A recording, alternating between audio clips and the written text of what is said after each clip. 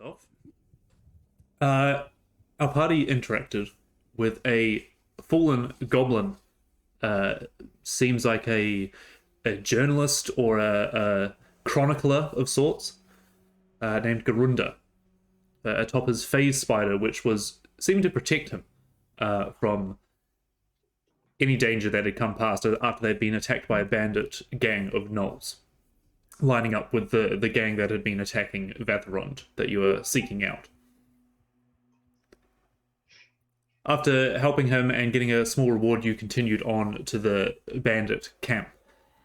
Seeing that it is in a almost like a crescent shape, with in the mountains, you have decided to scout it out with Puck, Hera, and Ghost, sneaking out one of the columns of the side, taking out one of the guards, and slipping down the outside. Vargir and Molokov manning the gate and the other side of the wall.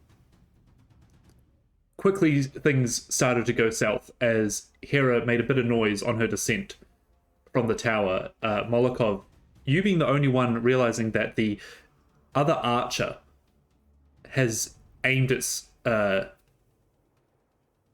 arrow on the pillar that Hera is hiding behind. Quickly springing into action, you draw some runes on your arm and get ready to brace the gate. Vargir, seeing this, calls in Obuk and runs down to the gate with you, with Obuk charging at full speed.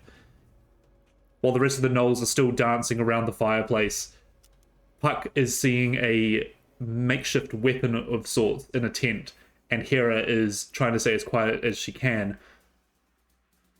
I need Obuk to make a strength check, please. Yes, chef. All right. It is a +4. That is a 16. A 16. Yeah. As Obuk comes running up, you see it as the horns connect with the gate. The wooden plank behind it just shatters. It is not strong at all. So I'm going to move Obuk just inside the gate. And at this moment, an arrow gets loosed from the top of the tower. Quick question. I can't see the map. Of course you can't. Let me move you to the map. Thank you, sir. Ooh-wee. Okay. There's a lot more of them than I remember. There are a few in there, yes.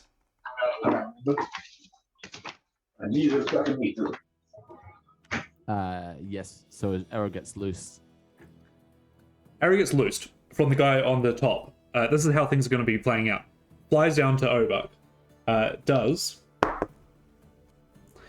It's not great. A 11 hit. Yes. Obak's AC is 10. 10, right. So that'll be a d8. Oh. There's 3 points of damage Oh, good. to Obuk. Okay. As the arrow flies down, hits Obuk in. Molokov and Vargir, before we roll initiative, you guys get a surprise round. Oh. Okay. So is there anything you would like to do in any order you choose between the two of you? Ghost, you see this giant ox just smash through the gate, and you're kind of taken by... Everyone's taken by surprise, except these two. Okay. I guess what I'm gonna do is Who is?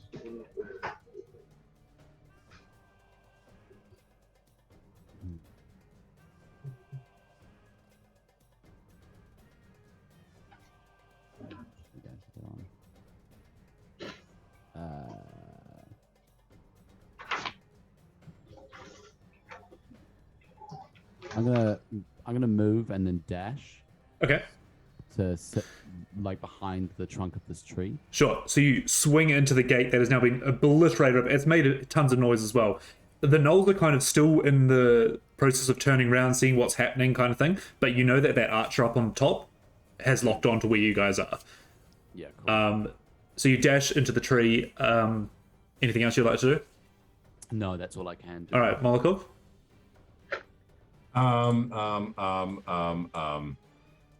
Yes, both the melee characters get surprise round. Yeah. So not a lot.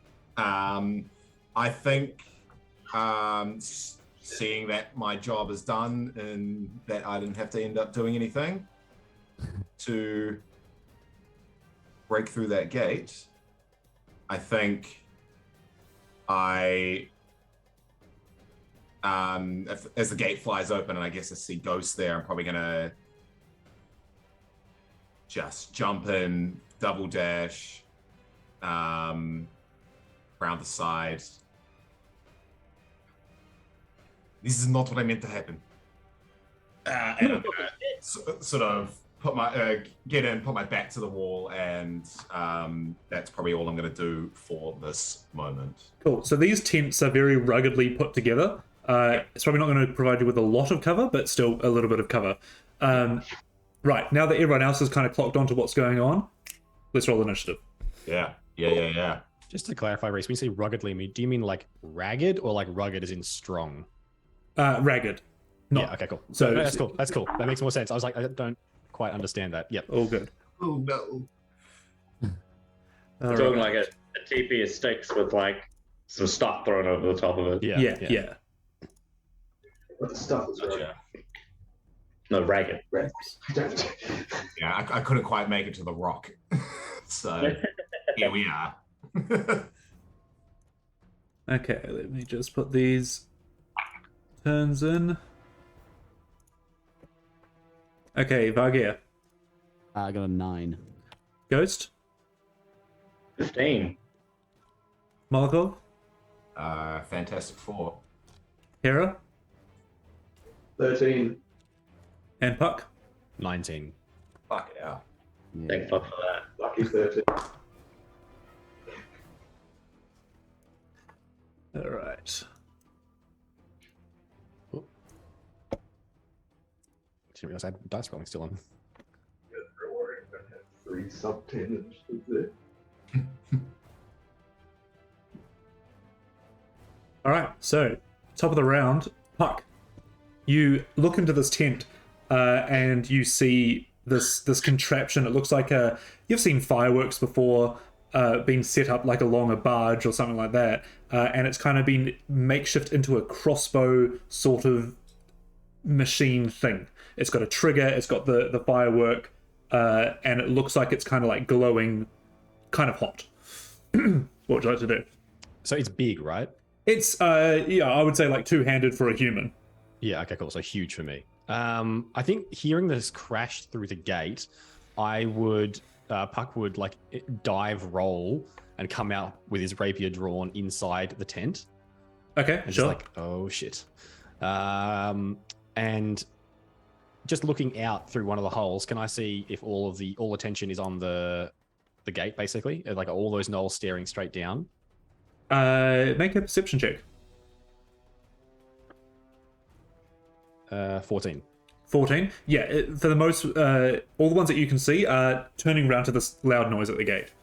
They have not seen you.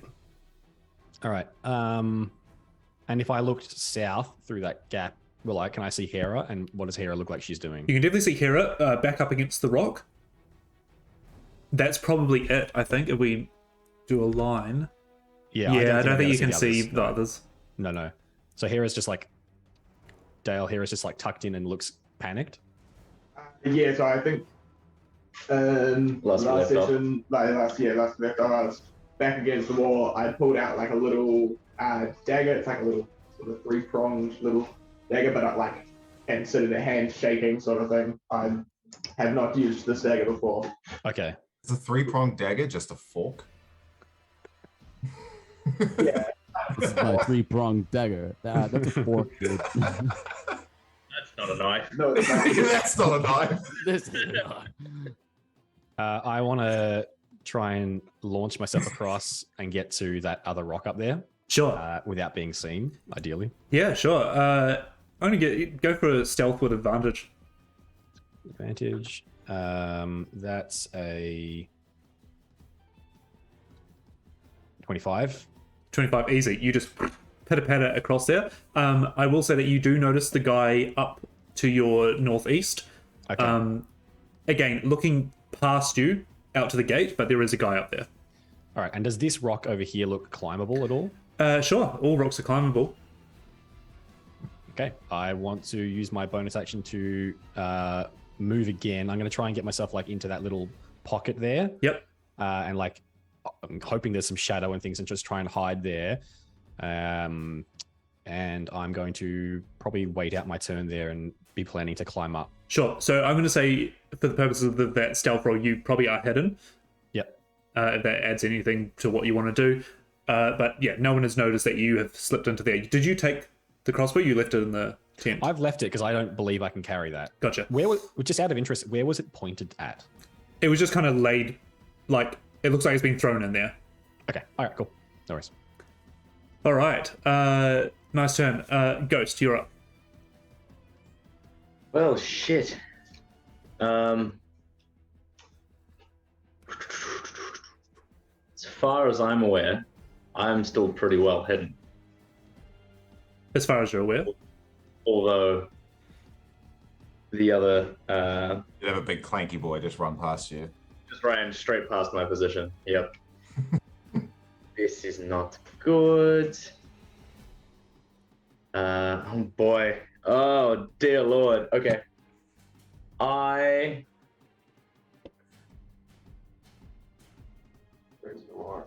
Shit. I'm actually just going to sneak into this tent.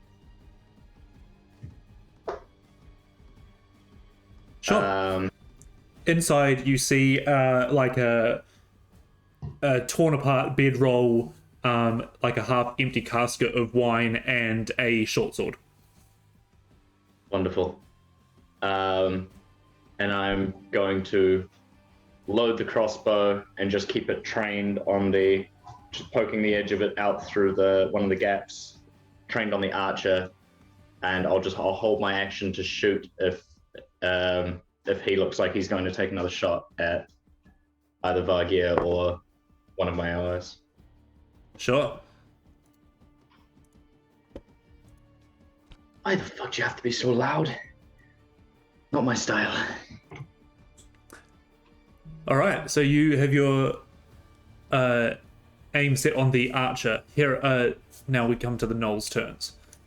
So, as they all start yelping and like that, you see them that they don't have any weapons on them.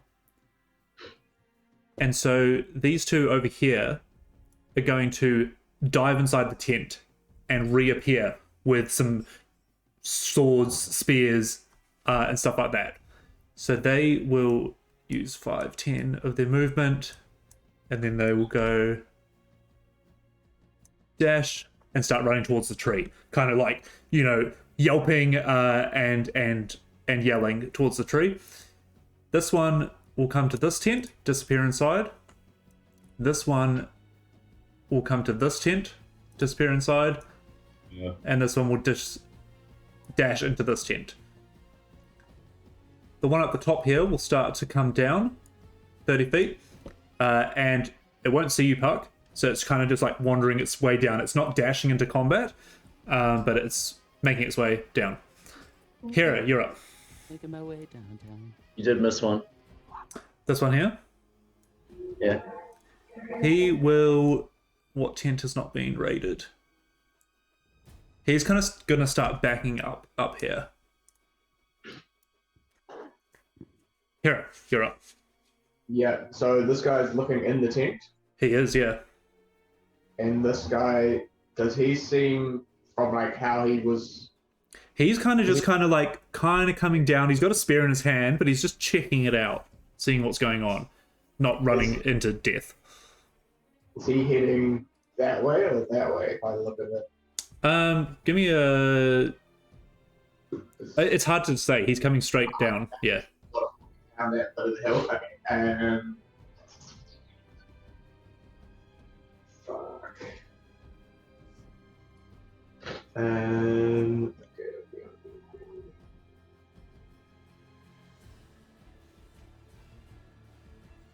I think I will just try and tuck myself around here like a little bit more so that I'm more or less out of line of sight with this guy. Yep. sort of probably start hearing this guy over here digging through, and I'll just be looking back sort of over towards Molotov, trying to, I guess, make eye contact with him, trying to work out what is happening, sort of wait for them to start doing the distraction. Yep. Gotta hold.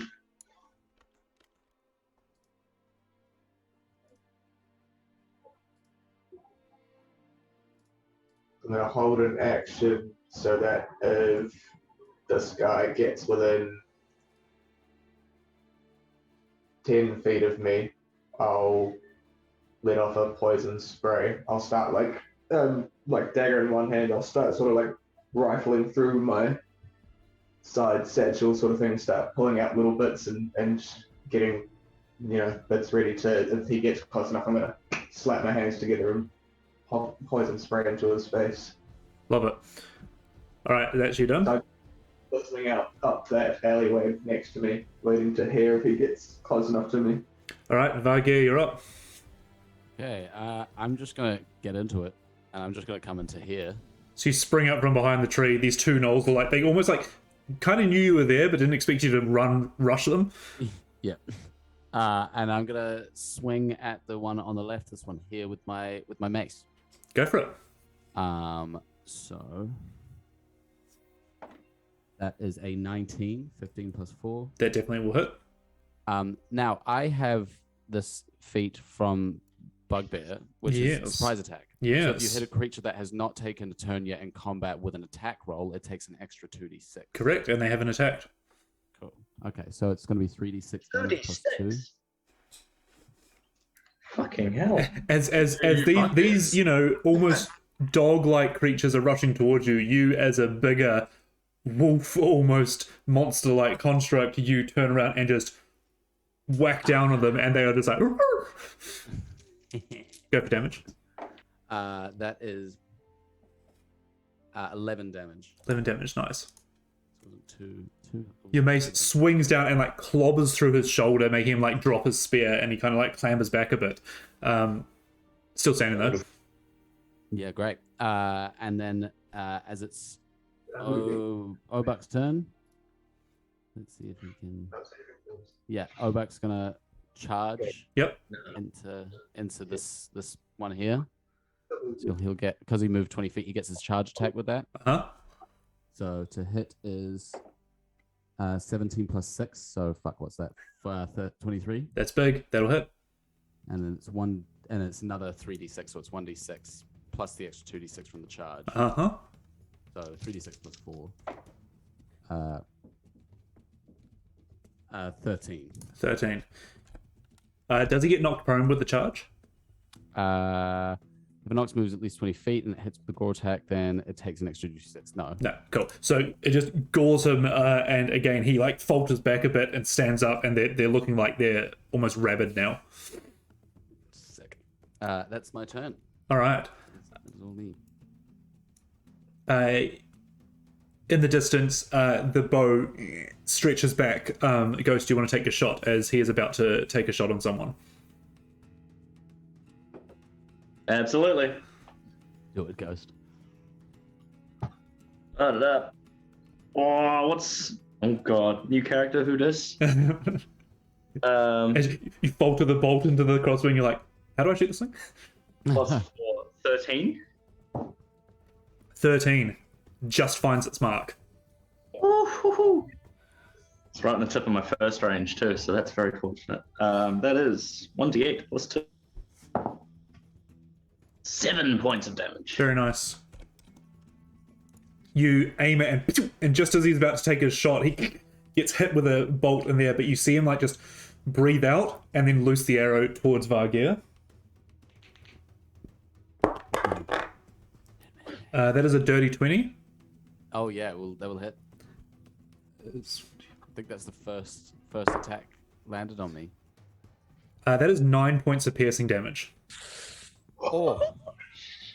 Excuse me. As the arrow goes What?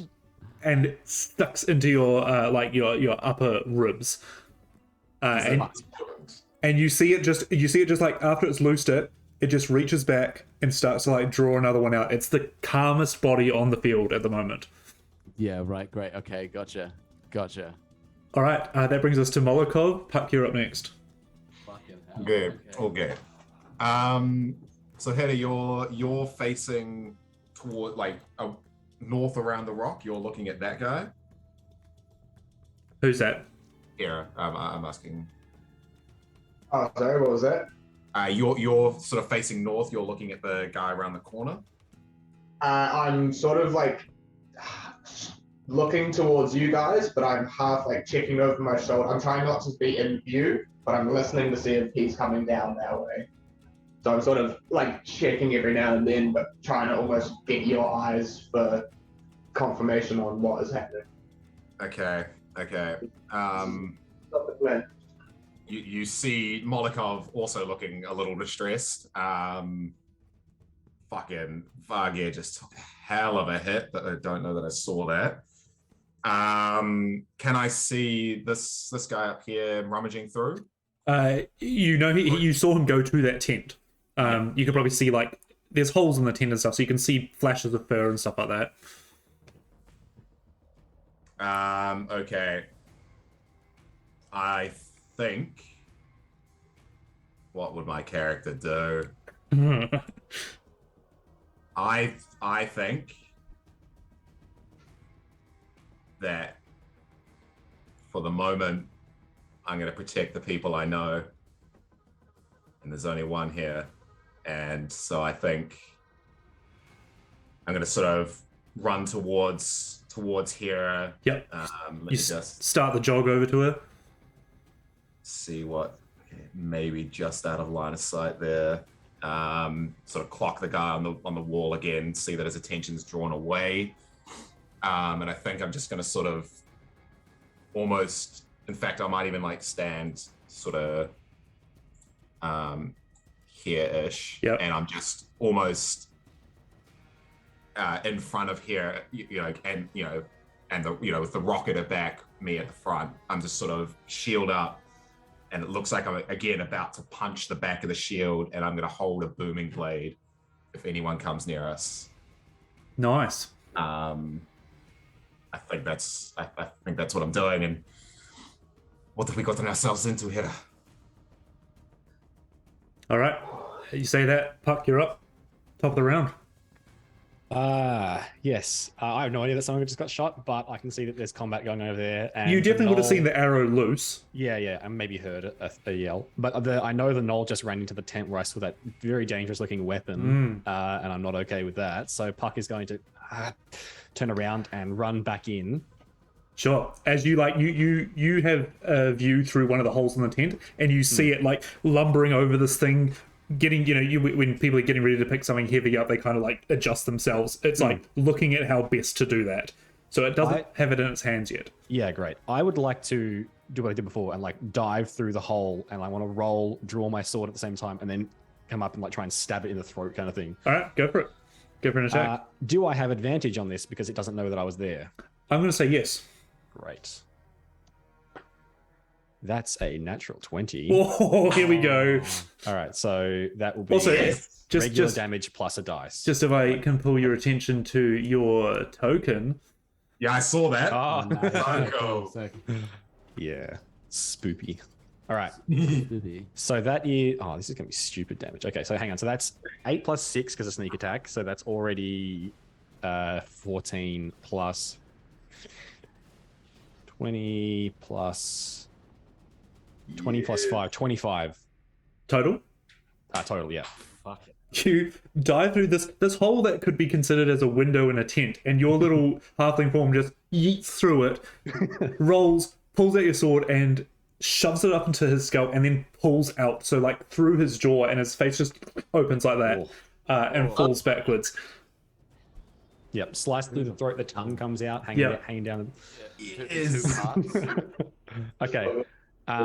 So is he like hidden enough? Like he was inside the tent, right? He was inside the tent, and now you were inside the tent. Okay, That cool. was some Assassin's Creed shit. I Yeah. just gotta say. Yeah. Like, Beautiful.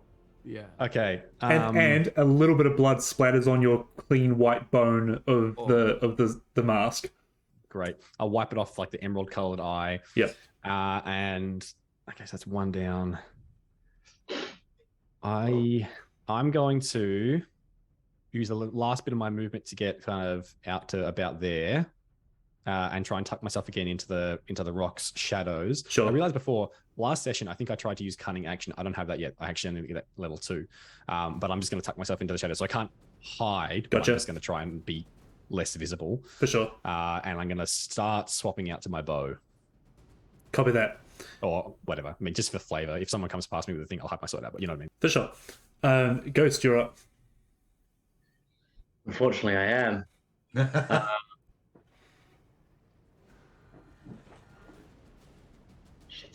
Shit. Think. It's got to be something. Got to be.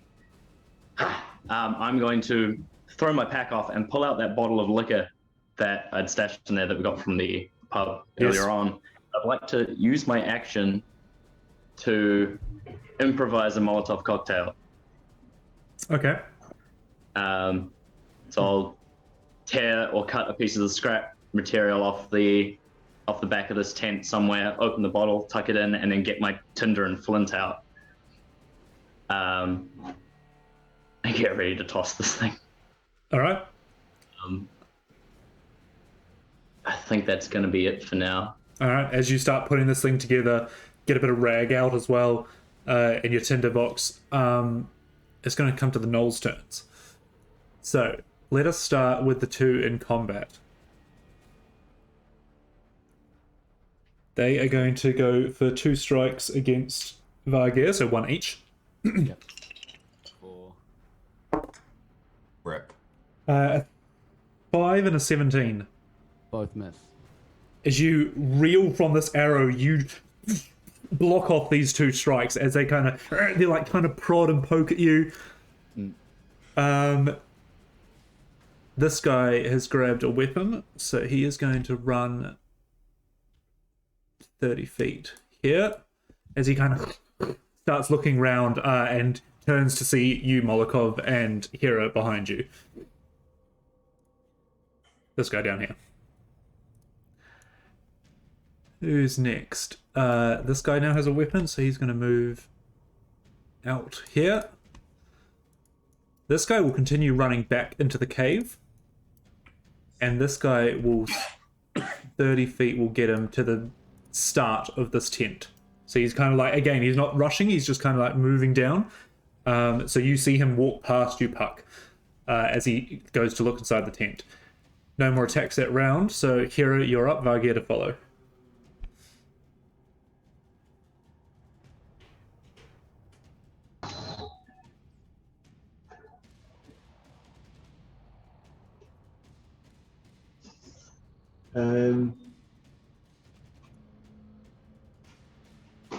Now, I will point of action here. You held a spell. It was a cantrip. Sure. But for future reference, I'll let it go this time. If you hold a spell and it doesn't go off, that uses that spell slot. Yeah, that's why I held the cantrip. Because I went to hold a spell and I thought if it doesn't go off, it'll still waste the slot. Yeah. But go is your turn. Not about that life. 2 seconds. But we'll probably do that at some point. Waste several spell slots. Okay, so he's going up there. So I don't really know that. I don't think that's up there anyways.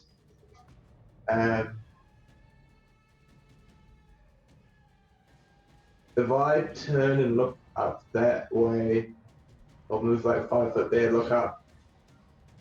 Can I see Puck over there? I'm going to say, like, he has been pretty sneaky. You know he's in that general area. Okay. That definitely looks like the second knoll, and knowing that Puck's sort of up that direction. Yeah, I think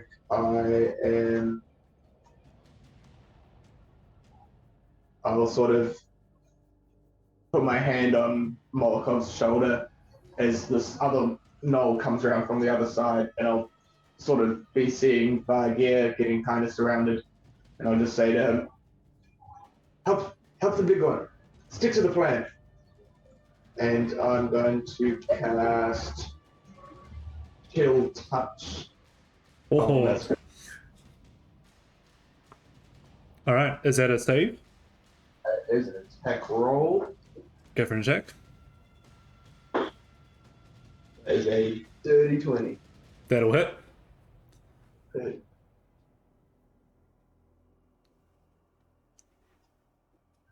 That is 7 necrotic damage. Nice.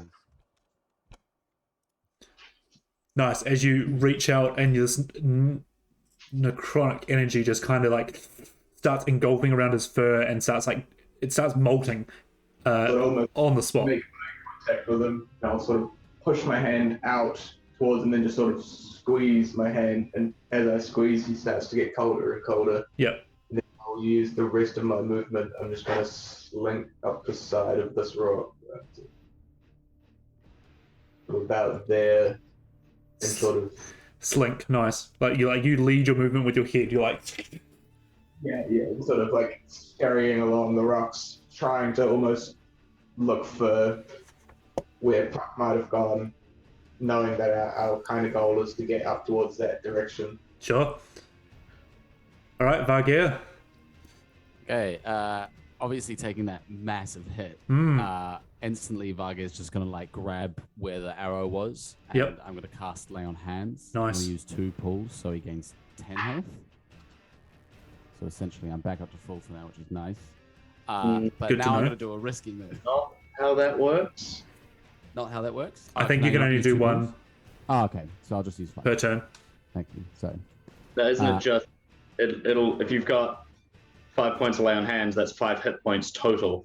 Yeah, it's That not you- 5 per thing. It's 1 point per lay on. Does that make sense? You got 5 slots of it, Oh, I and it's 1 see. point per slot of it. Oh, I see. I didn't even I realize thought it that. was- Well, you can do 1 Oh. point, and we'll let the 5 that you gave everyone else Gotcha. previously go. Yeah, sorry about that. That's Okay. what you were thinking, Michael, isn't it? Yeah.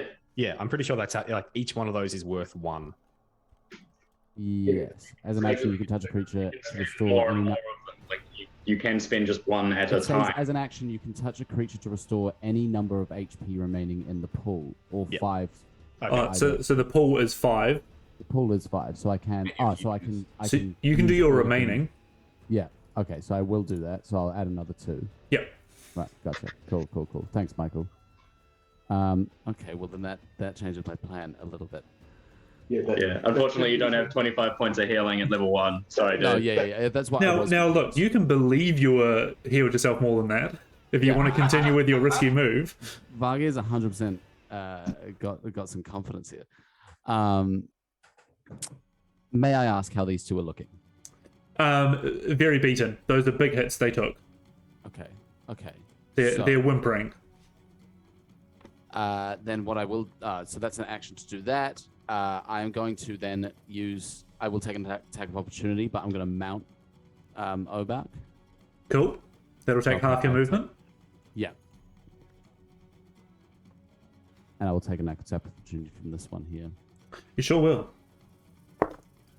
There is a 10. No, miss. Cool. Great. As I get on Obak, can I do anything with my bonus? No. Cool. I will stay there. Yes. Copy that. That. All right, that's your turn done? Yeah. All right, the arrow pulls back again.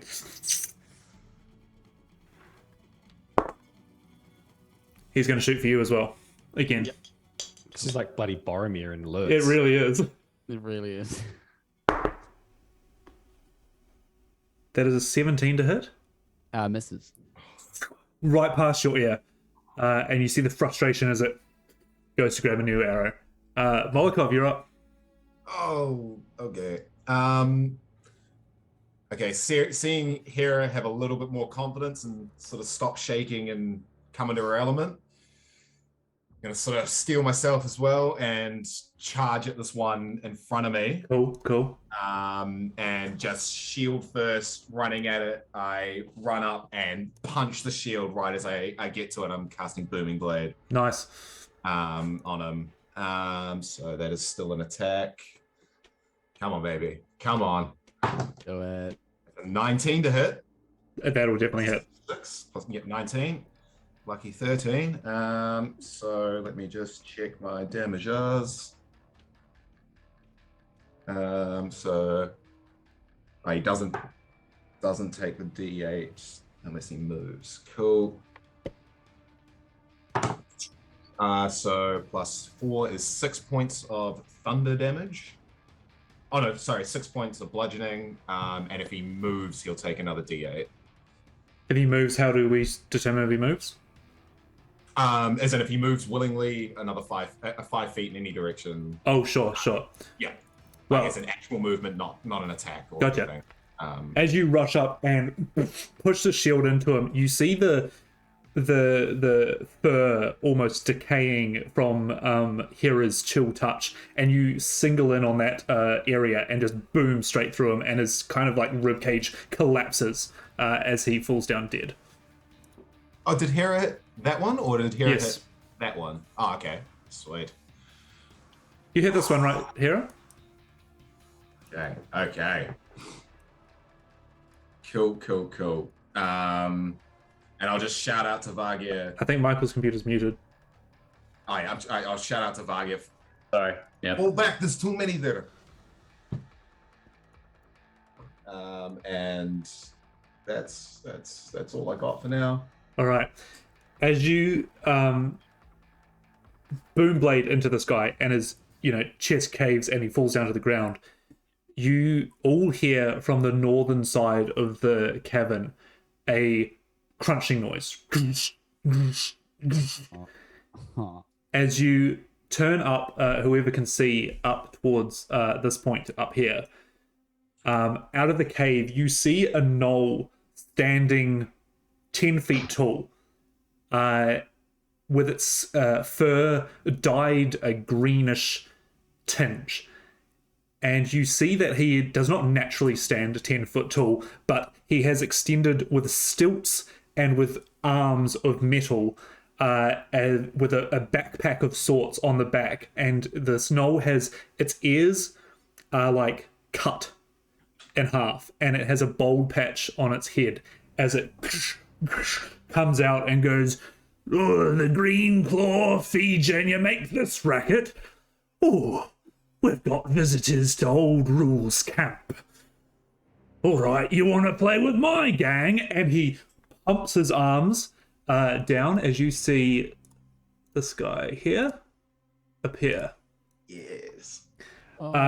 He pumps his arms down, and you see from that backpack 3 fireworks fire up. I need everyone to make a dex save. Oh my god. What the fuck?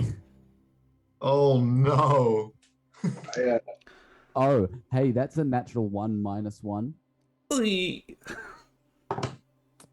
Dexterity save. That doesn't look like it's gonna save. 26. Do you want Obax to do one as well? No, not necessary. Yep. Don't suppose an 11 saves. Oh shit. What did everyone else get? 26. Yep. 0. Ghost? 9. Hera? 8. Oh no. Oh my god, we're not doing well. So, here's what happens. As he stands up there, you see him like with this augmented, almost exoskeleton of mismatched metals, and this backpack on his back, almost cylindrical in color. As he pumps his arms in, and it sends up into the air these fireworks, sort of, and you see them rain down. 1 hitting a gnoll and 2 hitting Vargir and Hera. So. Ooh, sir. Now, It's nice knowing you, Vargir. Sorry? It's nice knowing you. does Yeah. so that was just to determine who they hit. So does a 18 hit either of you? Yes, it does hit me. Most definitely. All right, you take That is my AC. 4 points of fire damage. That's exactly the hit points I had. You also are you down? I am down. You go down as the knoll in front of you goes down as well.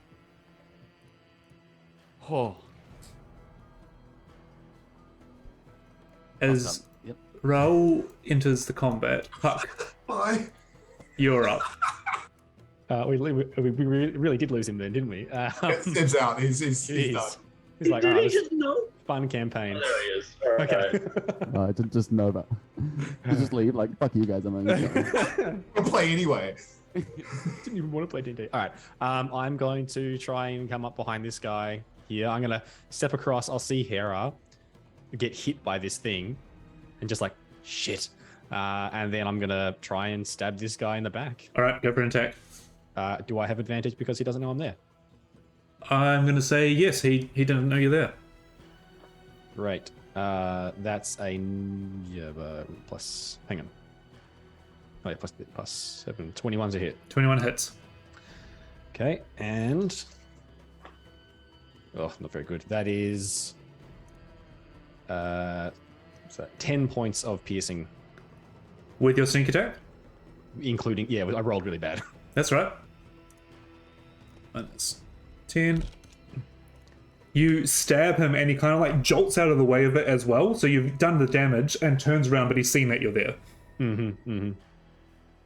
Yeah, I think that's all I'm able to do. I'm going to stay there because I don't want the big boy to be able to see me past this rock. Like, can he see past the rock? Is that significantly higher? It's a tall rock. Yeah. Right. Well, each of these rocks, I'm going to say are like 20 feet high. Yeah. Okay. So can I see him or could he see me? I'm going to say no. Okay, cool. He's pretty high though. This one here is probably up about around 30 feet high. Yeah, maybe if I moved a little further across, he'd be able to see me, Sure. but like where I am in the shadows. So, yeah, cool. I'm just going to stay there and get ready to fight this guy. Mm-hmm. All right, Ghost, you're up. As you have a burning cocktail in your hand. Oh.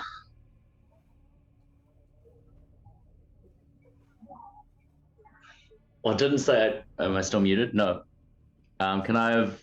Because I haven't lit it yet. I don't want to light it just yet. Okay, you can hold it. Yep. Got it prepared last turn. This is bad. You see a fiery like blast just hit into Vargir, and he kind of slumps himself on the back of Obuk. Yep. I'm going to channel my inner. Why am I over there now? I fucked something up. I don't know what I did. Sorry. You're rotating everybody. Stop moving things. Yeah. I'm going to channel my inner puck and dive through the face of this tent. Yep. Running into this tent. Oh boy. That's not good. It's fine. I'll let it happen. And I'm going to fire my still loaded crossbow as I go at the archer up top. Okay, go for a shot. It's good. 22 to hit. That'll hit. Or max damage, 10 points of damage. 10 points of damage. You rush to this next tent and you see him as he just grabs another arrow and he's starting to like knock it, I think the term is. And you get your crossbow. Now you're not fiddling around with it. Now you know where to hit. Aim, fire, straight through the skull as he falls down off the cliff and splatters on the ground. Archer is out. Nice. Cool. Well Cool. done. That's all I've got for now. I'm going to take my whatever cover this tent can give me. And that's it. All right. It's the Knoll's turn. Turns around to you, Puck, swings the spear around and goes for a strike. 9, 10, 12 to hit. Misses. Misses. Just like you do the kind of sidestep darts. Yeah, that's all you can do. These guys, seeing you fire from there, are going to rush this tent. You can only get to there. Will Obak get a Oh, he sure will. Alright. Against this one? Yes, correct. Is sure. That is Okay. 22 to hit. 6 Oh, numbers. that'll hit. So it will just do a nice little 10 damage max. Gores him up the back as he kind of falls flat on the ground. But unfortunately, the other one did breach Ghost and is going to go for a strike. 9. Misses. Rips open the tent, can't quite find exactly where you are as you kind of move around with the tent falling in on itself. That is all the Gnoll's turns, I believe. This guy has run fully into the cave now. So, that brings us to Hera. Not me. No, you're after the archer. Oh, sorry. Oh, right. Yeah. So Hera, you're up, Varga to follow.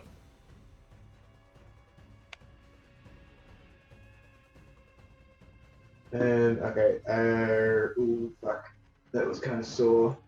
Bit warm. It has singed your fur a little bit. For sure.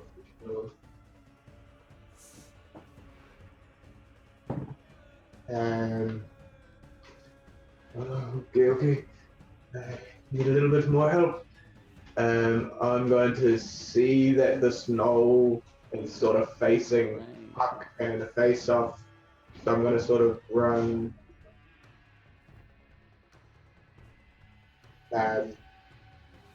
up towards the tent. To be fair, thinking that was still sort of heading in that direction. So I was behind that rock, so I don't really know where these firework things came from. And I'll see the dead gnoll in the tent, and I'm just sort of going to pop myself into the tent. Ooh, fuck. And I'll sort of pull out some little bits of incense and crack them and sort of dust them over the dead body. And I'm going to almost close, like put my hand over the face of the gnoll, and then I'll wipe a little bit of the blood on my forehead, and I'm going to cast Pulse Life on myself. Oh, yes. As That's you cool. pick up the blood from this... Oh, by the way, his face is, like, open. Like through the middle, and I'll just sort of Yep. take some of the necrotic energy from them while we still. You do also see this contraption sitting on the ground here, this crossbow firework kind of mismatch.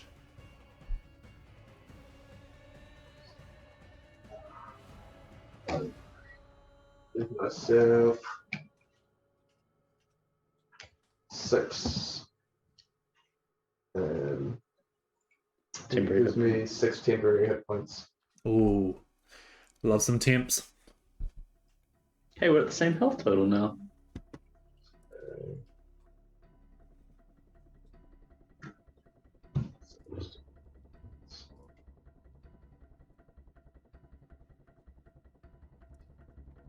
Whew. And that is a spell slot, and that is all I can do. I'm sort of trying to like get into the tent and then be pulling myself back out as quick as I can, but that's all the movement sort of thing. All right. False life on yourself. Very nice. Vargir, my friend. I shall take a death. Can you make a death saving throw? That's a 3, so that's a 1 fail. That's 1 fail. Oh, fuck. Wow. That's my turn. And that's your turn. I'm going to say Obak can still do basic moves because you're mounted Yeah. on him. To be fair, kind of like I'm kind of give that to you, DM. I think like Obak's kind of a bit don't know what to do. Sure. It can still move. It can still dash. Like, you know, it's not going to take any intelligent things. Like, it's not going to run up and open a chest and get you a healing potion kind of thing. But it can still move for sure. Can you not? Okay. I guess who's been the friendliest to Obak here? I would say that. Is there anyone that's pat Obak yet? I jumped No. off his back. You did. You did. Did a little parkour. A puck core. may have hit him very first session. After that, Noel attacked him, and I fired an acid arrow at it, being like, "Don't fuck with animals." Oh, cool. Okay. But, Let's just So, then. okay. Let's just say then Obak's just gonna kind of like sadly stroll my body over to Ghost and have a little whimper. Sure. However an ox whimpers. Not the fucking time, over. He's just like licking you, like. All right. That brings us to the archer who is dead. Molokov, you're up. Okay. Sort of, hair is well out of sight now. Sort of eyes up there, eyes back towards the other allies, and I suppose they're friends now. And how far can I move? Dun, dun, dun, dun, dun, dun.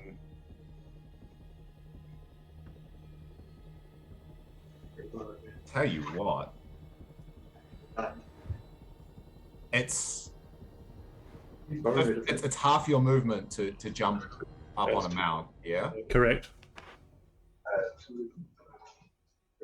It'll be on your sheet as well. Seeing the limp body of Vargir get dragged across, like, closer to me now.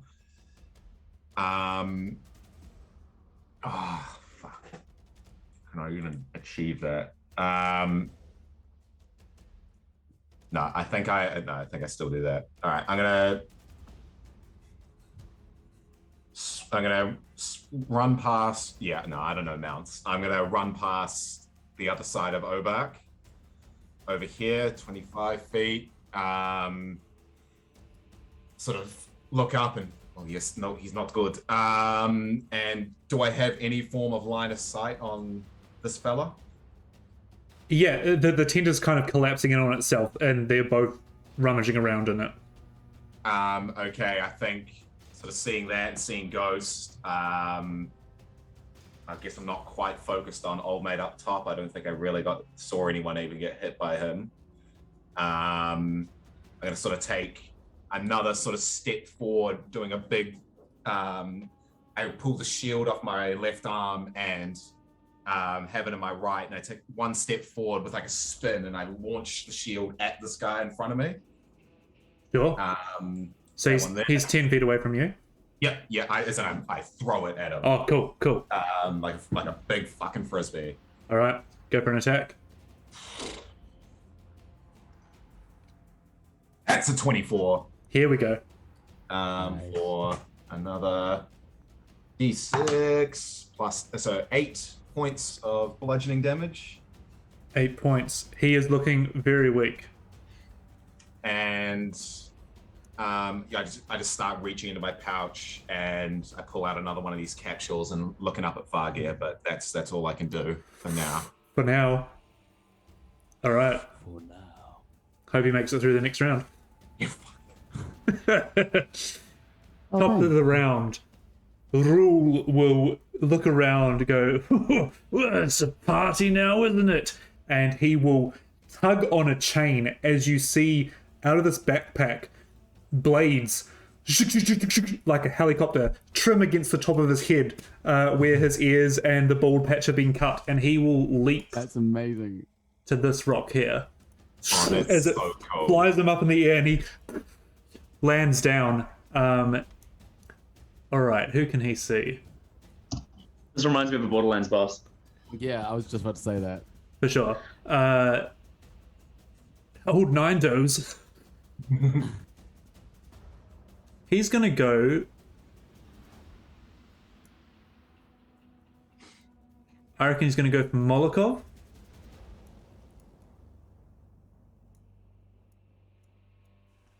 Ghost, and he can't see anyone else. He's gonna go for those two. As he launches two more fireworks up into the air. So these are attack rolls. Oh, don't hit me. It's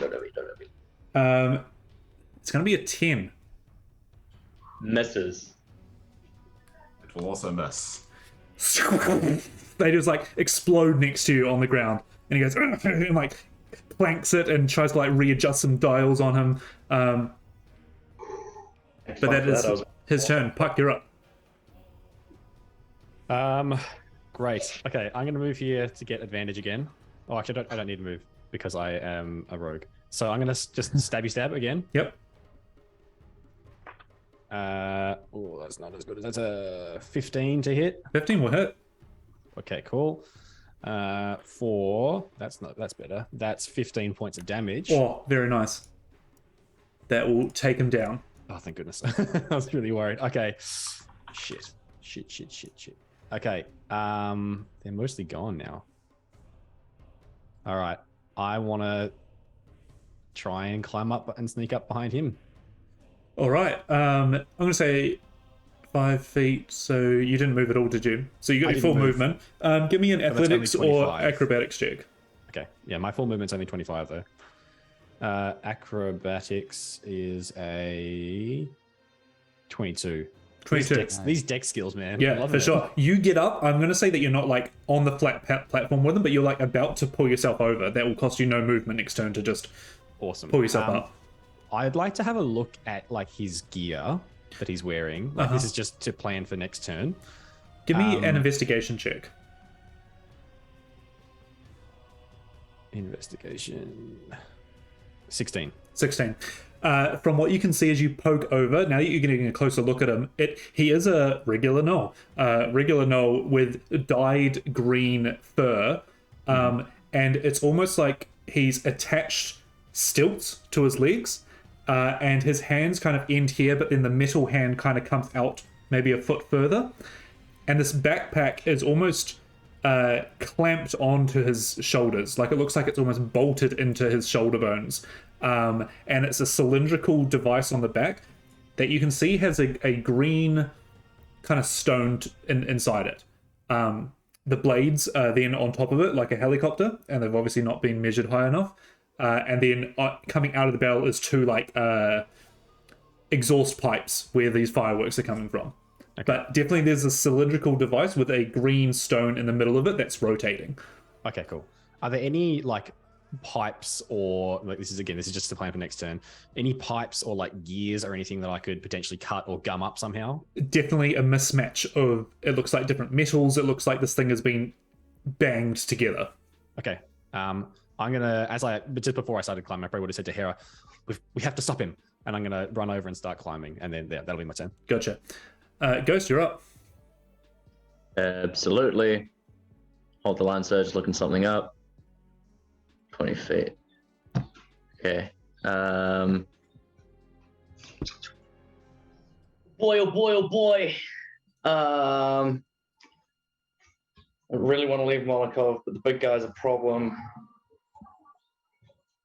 How far do I think I could throw a bottle of liquor? I reckon do like a 30-60 thing. Same as like a dagger? Yep. Or a light hammer, which I do have. Okay, cool. In that case, scrambling through the tent, I'm going to throw one of the flaps up to just temporarily blind the gnoll. Darting around his outside. Oops, that's not the mouse I need. Give me a... I'm going to say stealth, but you're not hiding, but you're kind of trying to move around him. Oh, sure. I don't mind if he sees me, but yep. That's 16 plus... That's fine. Something. So you throw the flap up and he kind of like gets tied up in it for a split second, just enough to get you out. Yep. Cool. So that was an 18. So I drop the crossbow and light the Molotov cocktail, flip it around in the back of my hand and go, "Oi, fucker, who gave you fire?" And toss it up to the top of that flat plateau. Sure, so that's going to be at disadvantage. Yeah. Absolutely it is. And straight on puck. Oh, it's still not bad. Oh, no, that's not. Yeah, that's not. Okay.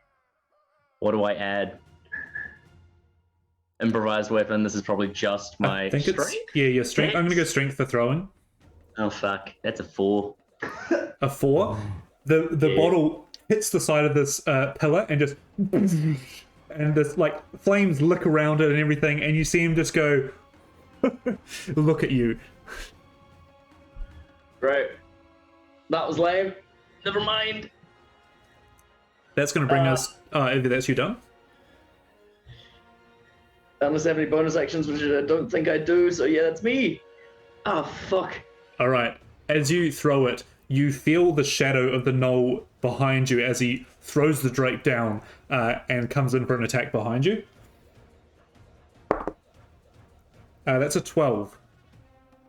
Misses. Oh, so like kind of like knocks you, and you kind of just like duck in time. And then it is going to have a quick look around itself. I reckon it's going to start going. So you can take an opportunity attack if you want. Yep. One of the light hammers just whips out from my belt as I spin and try and catch him in the femur. Sure. Oh, sure. That is a 15 to hit. That'll hit. Oh no. Nice. That is max damage. 4. 4? Yep. He hobbles away on 1 hit point. Oh wow. Damn my 0 strength modifier. Starts like dragging his leg behind him, but yeah, he gets about that far. That's going to bring us to Hera's turn. Varga to follow. Okay.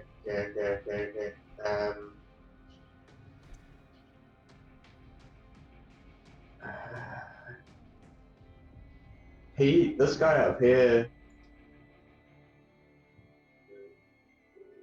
It's pretty scary. I suppose I will start running like up the slant up here, so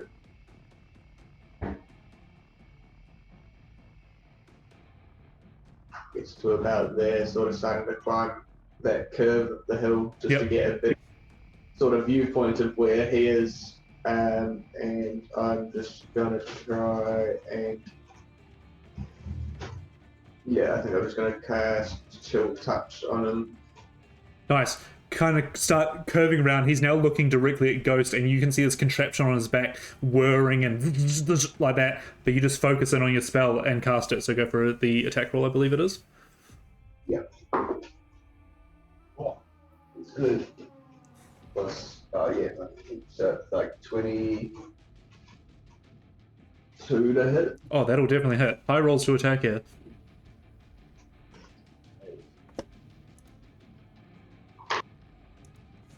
Only 3 necrotic damage. 3. 3. Cool. You like hone in on it, and you see like part of his shoulder again. The fur starts to decay away, and he kind of like starts snorting and doesn't know really what's happening as the magic is touching him. Anything else? I might actually use my feline agility as I'm running up the hill, sort of thing, to get myself another 30 feet up to there. Nice. I'm gonna say like you're now on equal plane with him as you run up to the top of the hill. Very nice. Vargir, can you please make a death saving throw? I may. It's a 13. It's a 13. That's a success. Yep. That's my turn. Just realized if you'd rolled a 1, you would Correct. Like that genuinely could have been the end. Yeah, I would be. Single thing any of us could do about that. No. Obuck's gonna. Okay, this is how Obuck's gonna play, and I think it's stuck now. Obuck's gonna see Ghost walk away and just kind of follow him and continue to try to lick his arm and like not noticing the cat next to him. He's just kind of like fixated on like, hey, you pat me once, your friend, help my friend. Obuck's just gonna kind of like and just lick. I like it. Malakov, you're up.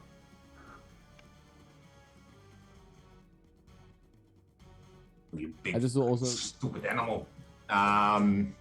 You big fucking stupid bugbear. And I'm just gonna reach out with my mechanical arm, grab Vargir by the collar, and just like pull him off the ox. And take that capsule angrier than he did it to the knoll before. He shoves it in his mouth, pulls his jaw up so his teeth crunch on it. Yep. I'm casting Spare the Dying, and he almost just puts him on the ground. So you're stabilized now. Yeah. And feeling very naked without my shield. I'm imagining this ox just sort of like not even being affected by the tent, just like pushing and knocking it all over around him. So the drapes just come, I'm gonna sort of like almost running across, sliding through the rubble, gonna pick up my shield, and then sliding out the other side on my knee, like one knee down, shield up, looking a little horrified that Hera's on the other side of the battlefield. I'm gonna shout up at the big guy, come on, give us what you got. And that's all I have. Oh yes, sure.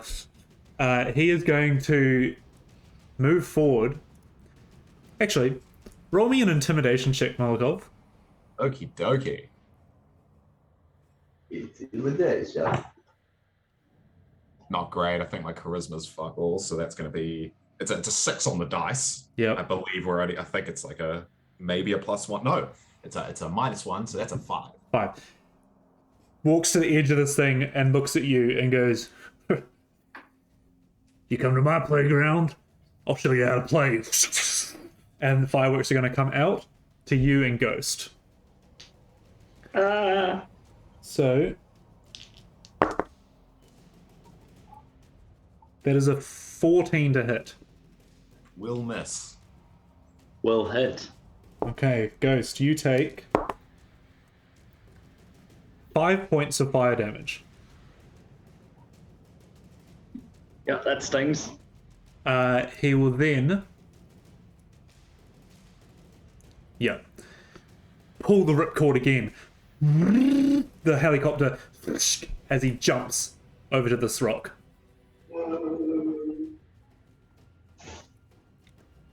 Puck, as you see him pull the ripcord, you see the green stone like rotate fast as it powers the blades, but he has left your pillar. Okay. He Yeah, also I'm gonna didn't seem to have noticed that you were climbing up as well. So yeah, just as he takes off, like climbing out, lit by the flame of the burning Molotov cocktail, this like dark bone skull thing just climbs up and is going to draw an arrow. Can I try, like, the way he's landed? I don't know which way he's facing or whatever. Like, if he's just landed, then maybe he's facing directly south on this map. Can I try and shoot the backpack bit? you can. It has a different AC than he does. Yeah. No, I totally get that. That makes sense. Cool. This is that classic thing of like, do I just keep going? Oh, he doesn't know I'm there. I don't think I should have advantage for this. I think I should just make the roll.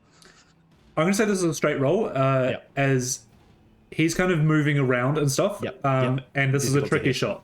Yep, cool. So I pull out my short bow, and that is a 1, but I'm a halfling. Oh, you are. You just about loose it, and you go, hold on a second, and you just take a moment to breathe. Go for a second.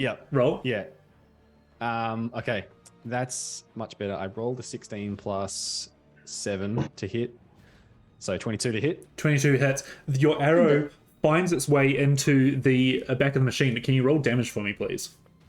Oh yeah, nice. That's 11 points. I was max damage on. Oh, actually, hang on. Just quickly check the range to make sure that wasn't a disadvantage. No, it's fine. It's all good. Yep. So that's 11 points of piercing. Nice. Your arrow finds.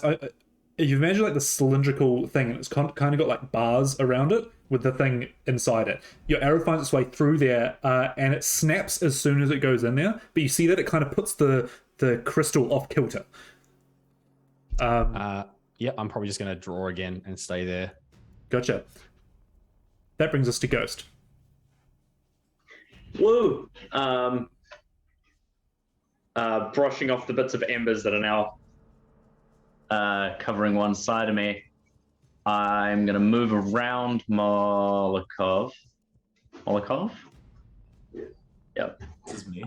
And as I do, put the light hammer that was in my hand in his chest, hoping he'll take it. Throw this instead. Do you read Dwarvish? Read Dwarvish? Or speak it? No, not Dwarvish. Never mind. Continue around this side of him, pulling out the other light hammer and throwing it at the back of that Knoll's head. Oh, cool. Yeah, go for attack. I would like this to be non-lethal damage if it hits. That's Sure. not going to hit. Unless an 8 hits. An 8 does not hit.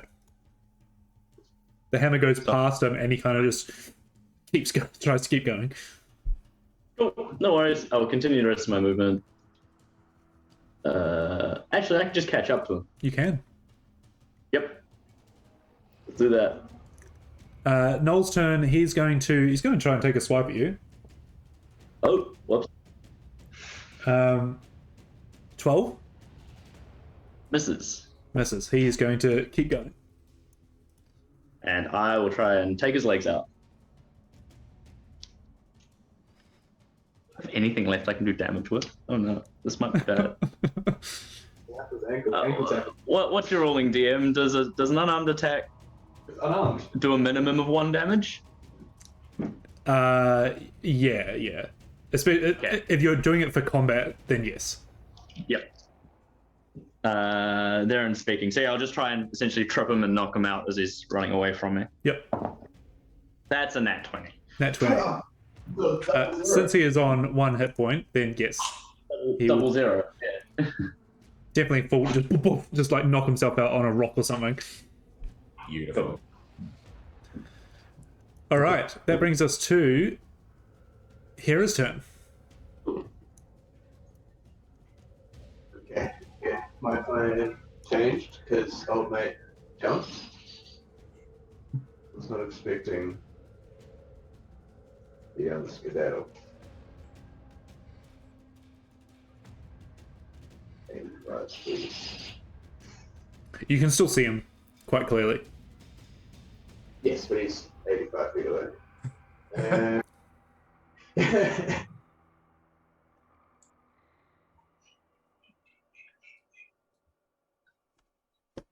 He's also looking down here, right?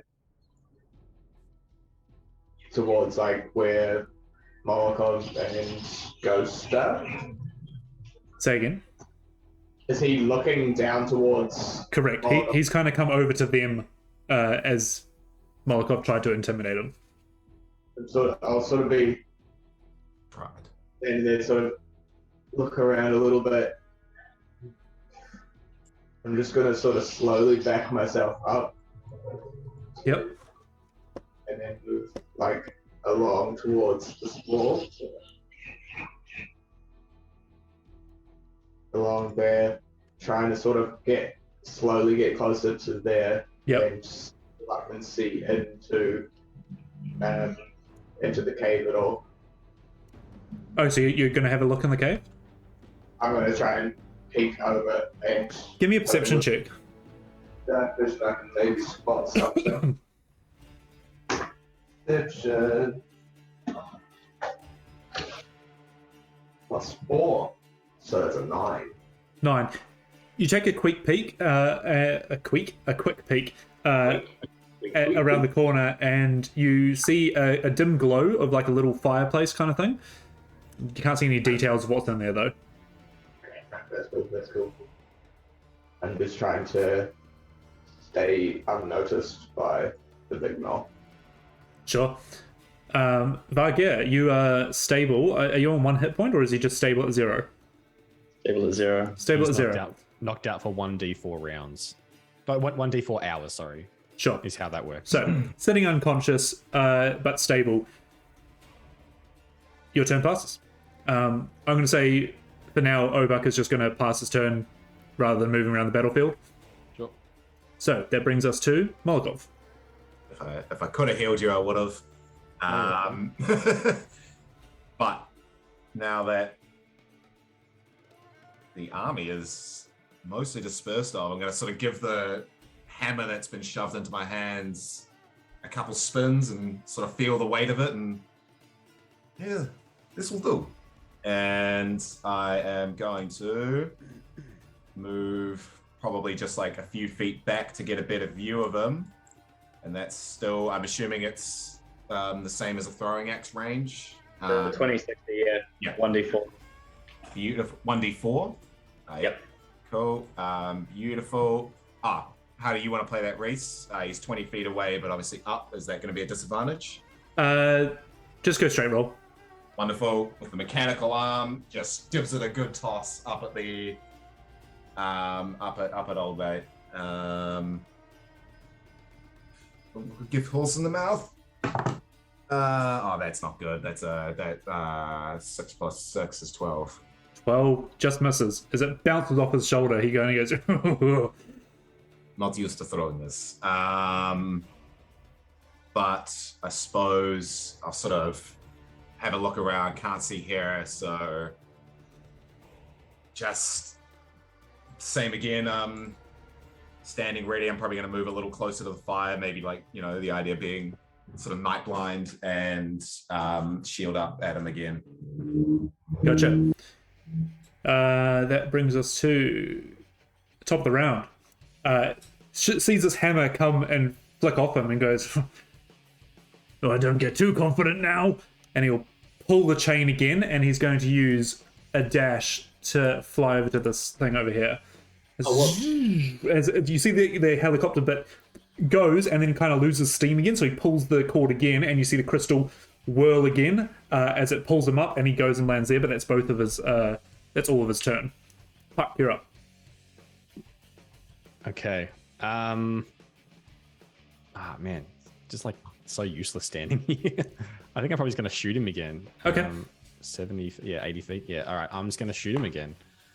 Go for it. Are you going to shoot him or the canister? Well, yeah. If I can shoot the contraption, I'll do that. Yep. Go for just a straight shot. Yep. That's wrong page open. 17 to hit. 17 will just hit. Cool. And 7 points of piercing.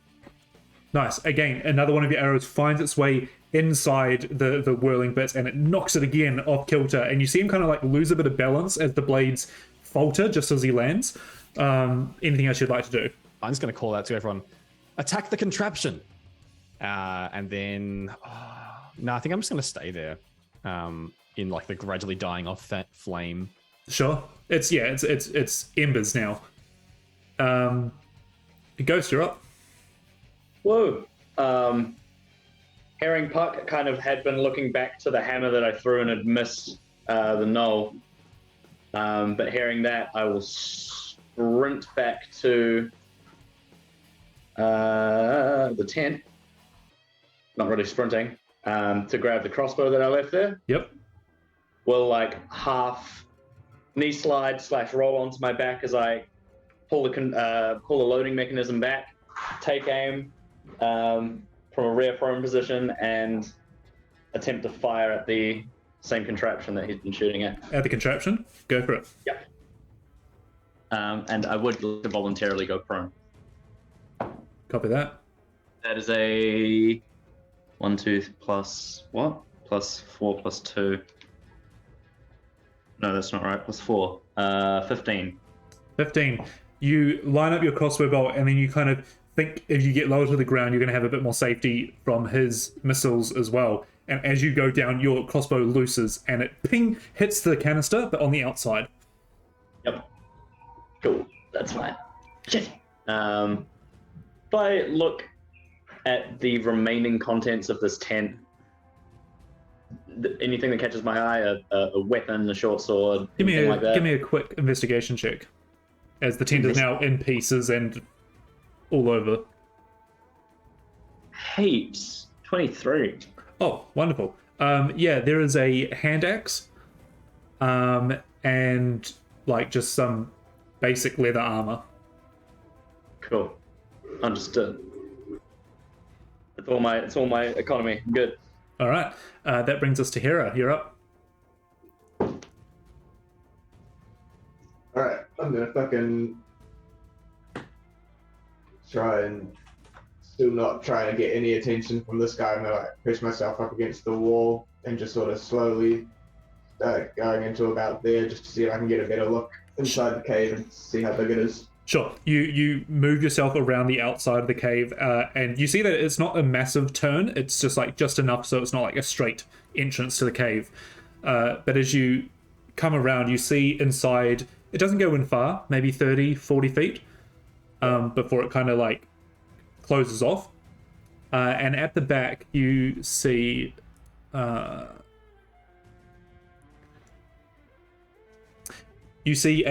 tiny little fireplace that's been kind of set up in the middle. You see a bedroll that is of higher standard at the back. And you can see around the cave is bits and pieces of salvage, of wine caskets, of clothes, of crates and stuff like that, and little bits of mechanical gears and stuff like that. Looks like it's almost sort of a workshop of sorts. Next to that, you see a pile of like clothes that are relatively nice. Some denim, some like leather-studded belts, a brass bracelet, some earrings and stuff like that. And then next to that pile is a dark-skinned female with dreads for hair, kind of in like rags, tied up and bound.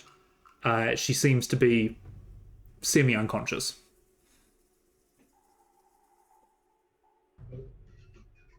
It must be a friend of Puck. Hope you're for fucking trouble. I'm going to sort of try and go over to her. So I guess I'll go like into the cave. Yeah, she's probably another 30 feet from you. I will just sort of start making my approach to her, seeing that there's no one else in the cave. And I guess we'll get to her on the next turn. Copy that. Vargir. I suppose we would be sort of still slowly going into the cave, looking around. Sure. Being very suspicious. Copy that. Vargir, you can hear the blurred sounds of combat around you, but you are still just holding on to consciousness. Molkov, you're up. Okay. I think losing any other way to do things at range. Oops. 20 feet forward. And another 10 feet that way. I think just same again. My other hammer is sitting there somewhere. It's this one up here. Yeah. Sure. Kind of like fell forward. Yeah. He's probably not particularly thinking about it as well. He's probably just going to do instinctually again a big spin and discus throw of his shield at old mate again. All right, go at him or the canister. Probably. I mean, it's not going to matter, but he was probably trying to aim at him. I think he wants to knock him out. Yep, copy that. Rather than that, but it's only a 10 to hit, so shield goes wide. Yeah, and shit. Come on then, come down and fight me. And just sort of, standing there at the ready. All right. After hits from all three, he'll kind of go, "Why do that when I can play from up here? The green claw praises me in my playground." Fires 3 at Molokov, Ghost, and Puck.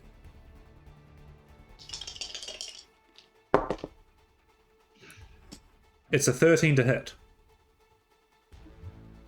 Misses. Misses all three? Yep. Barely, but yep. You all just dive out of the way, and he pulls the ripcord and jumps up here. As the green crystal whirls and pulls him up. Puck, what would you like to do? Just sort of, I reckon, I've like skidded on my knees kind of thing to the side to dodge that. out to here or something. Yep. And as I do, I'm just gonna pop up and just loose again. Very curious as to what this green claw is. Yeah, going for the same thing, trying to hit his backpack. Sure, go for an attack. 14. 14 will not hit the backpack. Okay. As it like sticks in, and now he's got like 2 arrows sticking out of his back here. One of them has been chopped by the blades. They look like they're quite sharp. That brings us, if you want to do anything else. I think that's all. All right, Ghost. I will roll over for shits and giggles. I will pull the hand axe to me, but I am going to post up on one knee, this time taking more careful aim, and fire again at the pack. At the pack? At the pack. All right. Give this one more chance. That is a 16 to hit. A 16 will hit the pack, yes. Yes. Go for damage. 6 points of damage. Nice. Your arrow finds its way in, and you see the crystal almost go completely off kilter, and you see him like kind of like get pulled back as the blades start up by themselves. But he doesn't move too far. But you have seemed to cause some serious damage to this contraption. Oh, woo! Okay. Do I want to move? Yep, I will. At that point, I'll take off running. Love it. 20, 25, 30. This direction. Hera, you hear outside the landing of this thing as you kind of like take a quick look back, and you see his shadow, and you can see like the blades, you know, kind of doing that windmill effect into the cave, but he is facing out towards the battlefield. You have a humanoid in bonds, I'd say like 10 feet away from you, or the entrance of the cave 30 feet behind you. I see you. I think while I'm still relatively, as far as I can tell, not noticed by him, I will sort of like hear him land, turn, and like probably wait like a beat, hear that there's still commotion going on out there. I'm just going to sort of slowly get closer to the humanoid, and I'm going to extend one of my cat claws from my finger, and I'm just going to start trying to cut the binds off this humanoid. Sure. Can you give me a investigation check as you do that? Investigation. Not great. 13. 13. As you kind of go to cut the binds away, they aren't tight. And your claws cut through them with ease and she starts to stir. Yeah, interesting. I'll sort of just, as she's obviously starting to stir, sort of just put my hand on the side of her head and almost just be feeling for bumps or anything, see if she's being numb, or if there's any cuts or wounds. Or doesn't seem to be. I will probably just finish there. I'll be sort of not trying to wake her up as such, but just trying to, I guess, gauge how capable of movement she's going to be. And we'll sort of be thinking about trying to maybe get underneath her arm and trying to sit her up, and then slowly getting her maybe to her knees and then to her feet the next turn. Yeah, so she is like kind of sitting up against the wall. Okay, yeah. So I'll be sort of, I guess, shifting her from relying on the wall to relying on me. Yep. All right. As you're doing that, but yeah, still the blurred noises surround you. Molokov, you're up. Shield gone wide, probably irretrievable for the moment. Probably going to look to the next best thing and make a dash over to here, pick up the other. Was it the one I threw? No, it wasn't the one I threw, but the other light hammer. This one you can read. It says persuasion on the side of the hammer. In common. In common, love it. And I think sort of seeing what everyone's attempting to do and kind of wanting to get him to stop fucking flying around, I launch the hammer and try and get it to like sort of curve around and hit the contraption. Sure. I'm gonna stop rolling that dice because that's been very mean to me today. I think this one's at disadvantage. 20 foot shot.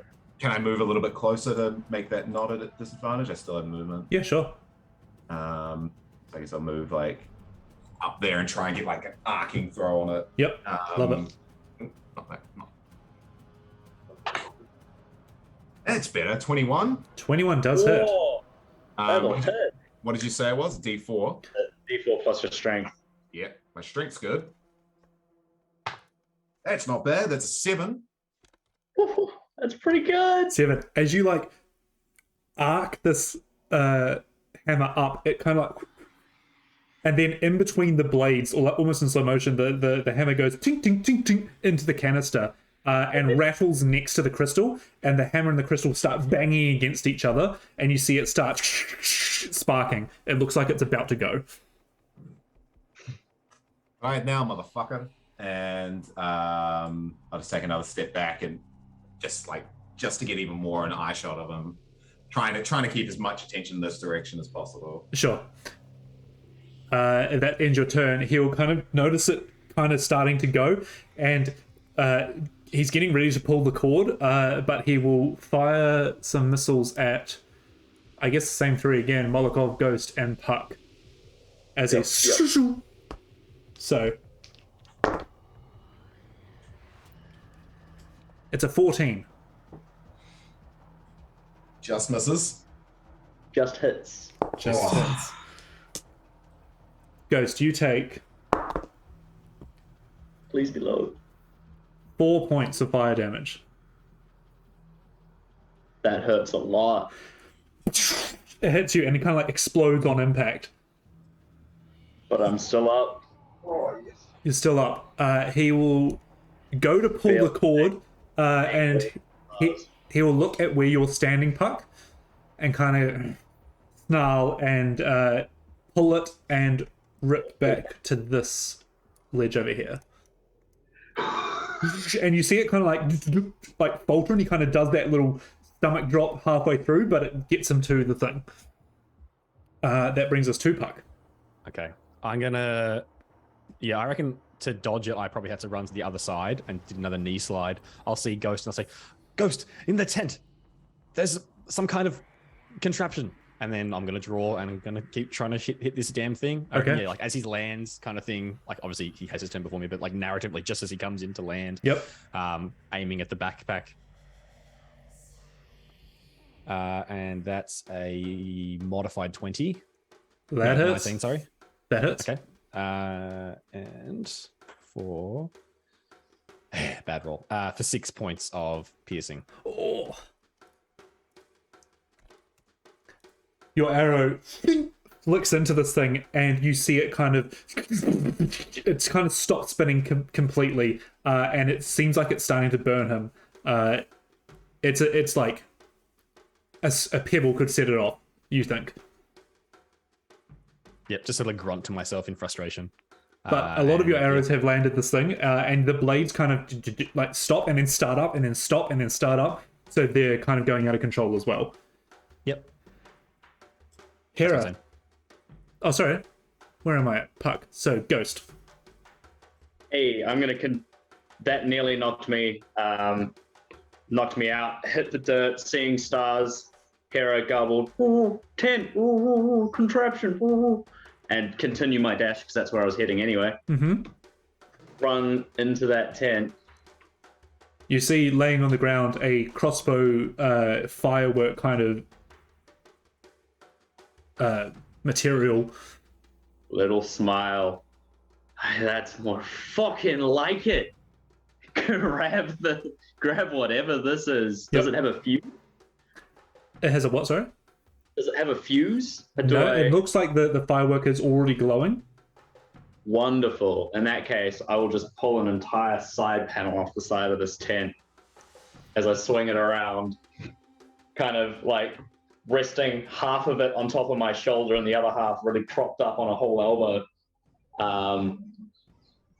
And just think, taste of your own fucking medicine, and pull the trigger.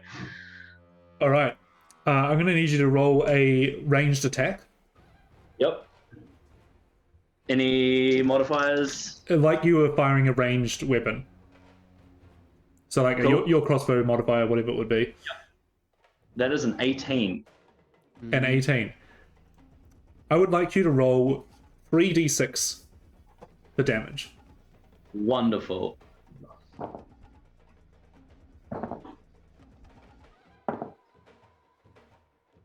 $10 points. 10 total? In total. 3, 3, and 4. How would you like to do this? Yeah. Fiery death, DM. Fiery death. You move this thing around and it's bigger than you are almost, and you just pull the trigger with all your might, and you see that the contraption kind of almost squeezes energy into this missile-like firework thing, and it just goes up in the air and it spirals, and you see him kind of like turn around and look at it as you see the reflection of it in his eyes, and and he goes to run, but by turning around it impacts his contraption and it just silence for a split second before explodes, and his bits just go everywhere and fall down as he falls and the contraption explodes.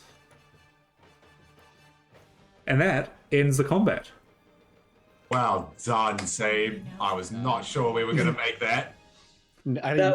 Narratively, we're all dodging like pieces of like helicopter. Yep. Things like they're flying around the base.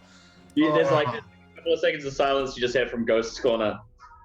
Fuck yes! Woo! That was awesome! That was awesome. I'm gonna climb down and come over to see Ghost. Yeah. Well done. Is everyone okay? I'm bleeding from both ears. Yeah, I haven't seen Vargia go down. As far as I'm concerned, he's just being lazy, not fighting. I've got no idea. Yeah. I'm going to sort of come over. Vargia's not good. Does anyone know how to heal? No, is he stable? I don't know. Maybe there's something around here. I have medication that can, stop him from dying, but I can't get him on his feet. Perhaps I'll look after him. If you go look around for something, maybe. Also, was that you? Careful, one of them ran off in the tunnel earlier. Still might be floating about. Yeah, I think seeing that, sort of registering immediately that Hera's not with these two, and I think I saw her up there. I think I'm going to start making my way up here, looking just and having a look around for her. Okay. Before I even think about retrieving shield and blah blah blah. I want to go. Actually, I want to try and have a look in like a couple of these tents. But hearing that there might be someone up that thing, I am going to go there. And before everyone leaves, I'll be like, we should see if we can retrieve anything from the corpse up there as well.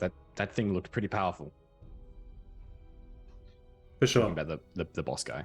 If that crystal or the hammer is still around after the explosion. Definitely.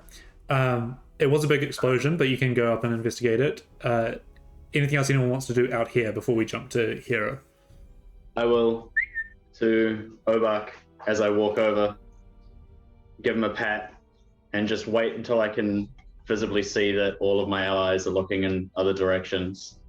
And I'll whisper to Obak, "Don't you tell anyone, all right?" And I'll place one hand on the side of Vargia's face, take some of the blood dripping down my face, draw a symbol across his forehead. The symbol glows, burns up, and disappears in radiant light. Roll 2d4, Seb. Oh my god. Woo! Oh, that's kind of sexy. Okay. That's 4. You heal 4 hit points. Oh my god. As you Obak's gonna definitely just give like a ghost like just a massive lick like across the face. Yeah. as you kind of come out of the it's not even darkness, it's just fuzziness of being unconscious, you feel the mark getting put on your head, and you feel a little push from something that brings you back to the light, and you see in front of you a ghost kind of just taking his hand away from you, whether he's fed you a potion, whether he's done something. And like wrapping it around the side of his head. Yeah. You're a fucking fool, you know that? Didn't have to get yourself into all of that mess with three of them at once. Are you fucking serious? And just yabbering.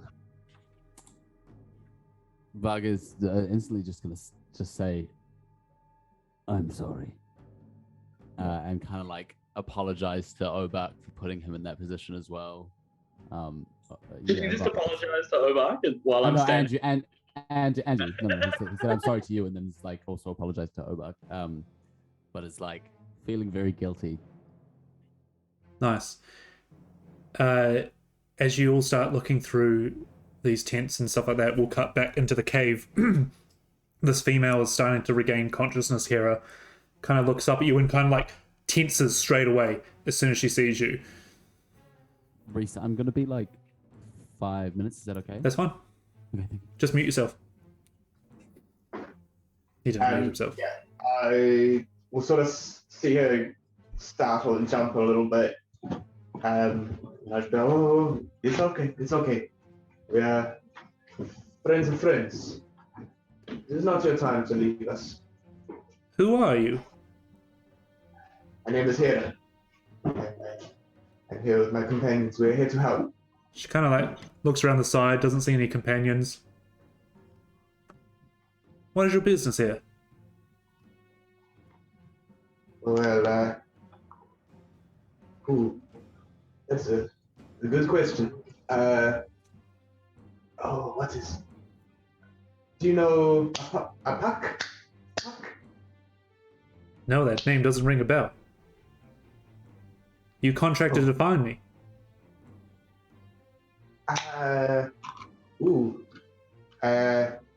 Yes, you own the bar? She kind of gets a little bit more defensive as soon as you say yes to the contractor to find her. Then she goes, "Bar. I own the Grey Beyond in Vatharond, if that's what you're asking." Yes. The tavern. Yes. Not contracted to find you. Just helping a friend. I'll almost see that she's standoffish, and I'll sort of stand back a little bit and sort of be putting my hands up. I can find your friend. She starts like moving around the edge of the cave towards that pile of nicer clothes that doesn't look like salvage and rags and stuff like that. Do you do anything to stop her? Probably not. Okay. She's moving slowly, but she goes down. She like picks up the denim jacket, puts it on, puts on the brass bracelet. You know. I'll be sort of trying to keep eye contact with her, but like move myself, not like almost blocking the exit, but like as if I'm moving towards the exit, almost like a "we need to get out of here" sort of thing. And I'll just be like, "Look, I heard a loud bang just before, but I also heard a woohoo, so I think it might be safe now." You are an interesting one, Hera. My apologies as she picks up the earrings and starts putting them in. Because my name is Callie Keeling. It's a pleasure to meet your acquaintance. You're going to be the hero of the day. You here to help a damsel in distress, I believe. Oh, well, I mean, you were in distress. We just trying to help our friends. You are, yes, okay. We need to go.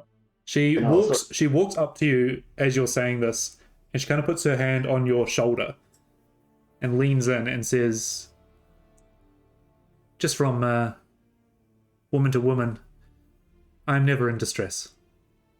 but I thank you nonetheless. And she will hand you one of her earrings. It's almost like a copper wire around a ruby-ish stone. Very cool. Well, I appreciate it. Come on. It's dangerous here. Let's get out. I'll start heading towards the exit of the gate, trying to still sort of slowly peer out, see what's happening, and see if I can tell what that big bang was. Yep. As you approach the entrance of the cave, that's when Molokov would probably be coming round the mountain when she comes into the cave. I'll timelines and stuff. I'll start off after Paxton to the cave that he went into, just to back him up. All right. Molokov, you see Hera coming out of this cave with the kind of a dark-skinned, now kind of appropriately dressed, not long dreads, but like kind of like shoulder-length dreads woman, as she has one earring hanging out from her ear as she smiles and goes, "Well, if I haven't got the whole litter here." It's incredibly racist.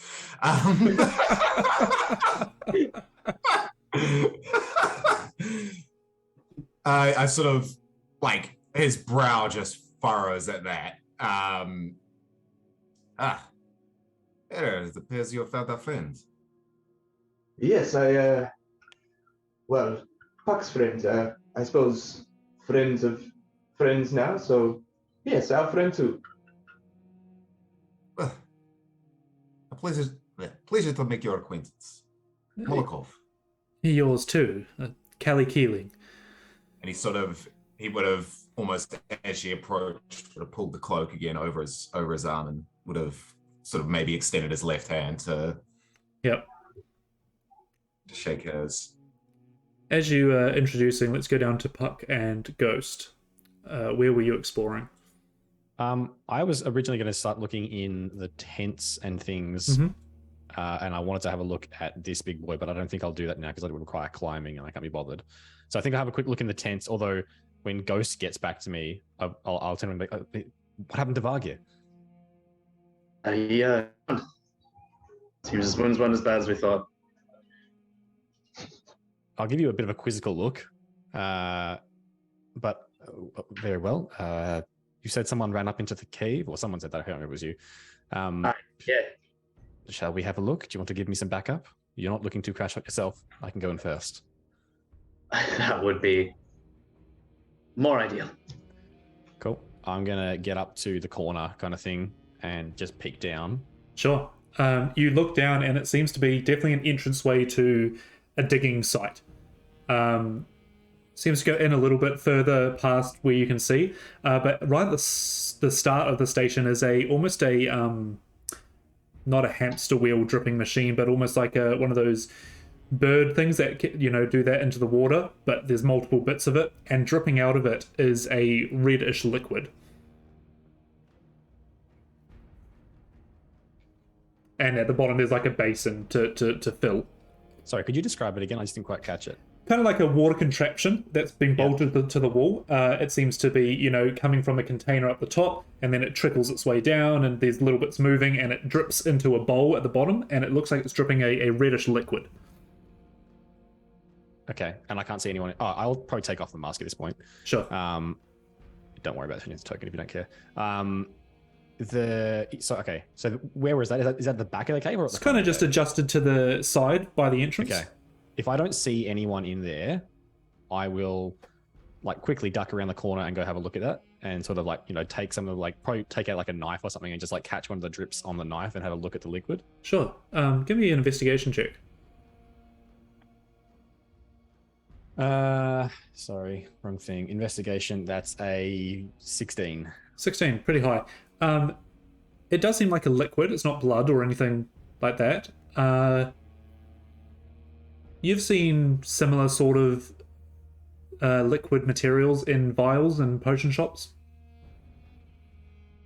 Okay. I'll turn back to Ghost. Do you have anything you can take some of this in, like a vial or anything? bunch. Give me a few minutes. I'll even be able to tell you what it is. Okay. Well, do you want to start that, and I'll have a look down here. And I'm going to take out the little thing you gave me that casts light. Yep, it's still emitting light. Yeah, cool. And I'm going to start gingerly, carefully walking down. I know I'm holding a light, but like I'm just on edge. Yep. If something's going to attack me. I'll scoop out another one of the cylindrical devices that I have, as well as 2 vials. We'll fill both vials with this liquid and then fill the device I have. And it's going to take some time, but I can start ritually casting Identify Sure. on whatever this liquid is. You kind of set up shop at this contraption and start identifying the liquid that this thing is dripping out. I'll just keep an ear out for anything happening further down the tunnel. For sure. Puck, as you go deeper into the tunnel, you see that there are like quite small, to you could probably fit down them, but there are definitely offshoots of this main tunnel, and you best can gather that they're used for mode of transport. They're there to not putting transport through, but like to move quickly through. Whereas this main tunnel looks like it's been dug properly. As you go a bit further down into the tunnel, you come across, it changes from rock sheet wall to metal. Okay. Those holes, were they like small enough that a knoll would fit down them? It could squeeze through, yeah. Okay. Definitely you could probably gather they are escape routes. Right. Okay, yeah, sorry, keep going. This wall is covered in dust. There's draped cloth that looks like this is where they've gotten up to. But it does seem that it changes from a solid rock wall to a solid metal wall. Okay. And it just keeps going? That seems to be the end of the tunnel. You've probably traveled for maybe 100 feet or so. Okay, so that's the end of like the big opening. Are there Correct. small holes, do they also exist in the metal section, or is that just in the rock section? No, it looks like the metal is solid. Okay. I will, I guess, take a look around there. If there's nothing, other than just like mining or digging stuff, then I'll come back and I'll have a look. Well, first of all, is there anything worth looking at there? Give me another investigation check. Now that you're specifically looking at this end of the tunnel. Yep. Trying to work out like what they've been digging for. Yeah. That's a modified 20. Okay. You kind of pull a couple of these drapes aside, and you realize that this metal wall has a curve to it. As you kind of like, you were right up against it, but as you take a step back, you see that it has a curve to it, and you see that it has a bend in it as well. Pulling off some more drapes and stuff as you kind of trying to take in the bigger picture, as you're used to, because you're small size, you need to sometimes step back to see what things really are. Move some more drapes aside, and you see almost like branded on the metal wall is the letters O and E. Seems like there's a sort of a logo around it, but it's decayed a lot. You step back again, and this bend almost looks like a joint. As you slowly realize that this possibly is the arm of a Warforged Titan. Okay. Something you have heard about that existed during the last war.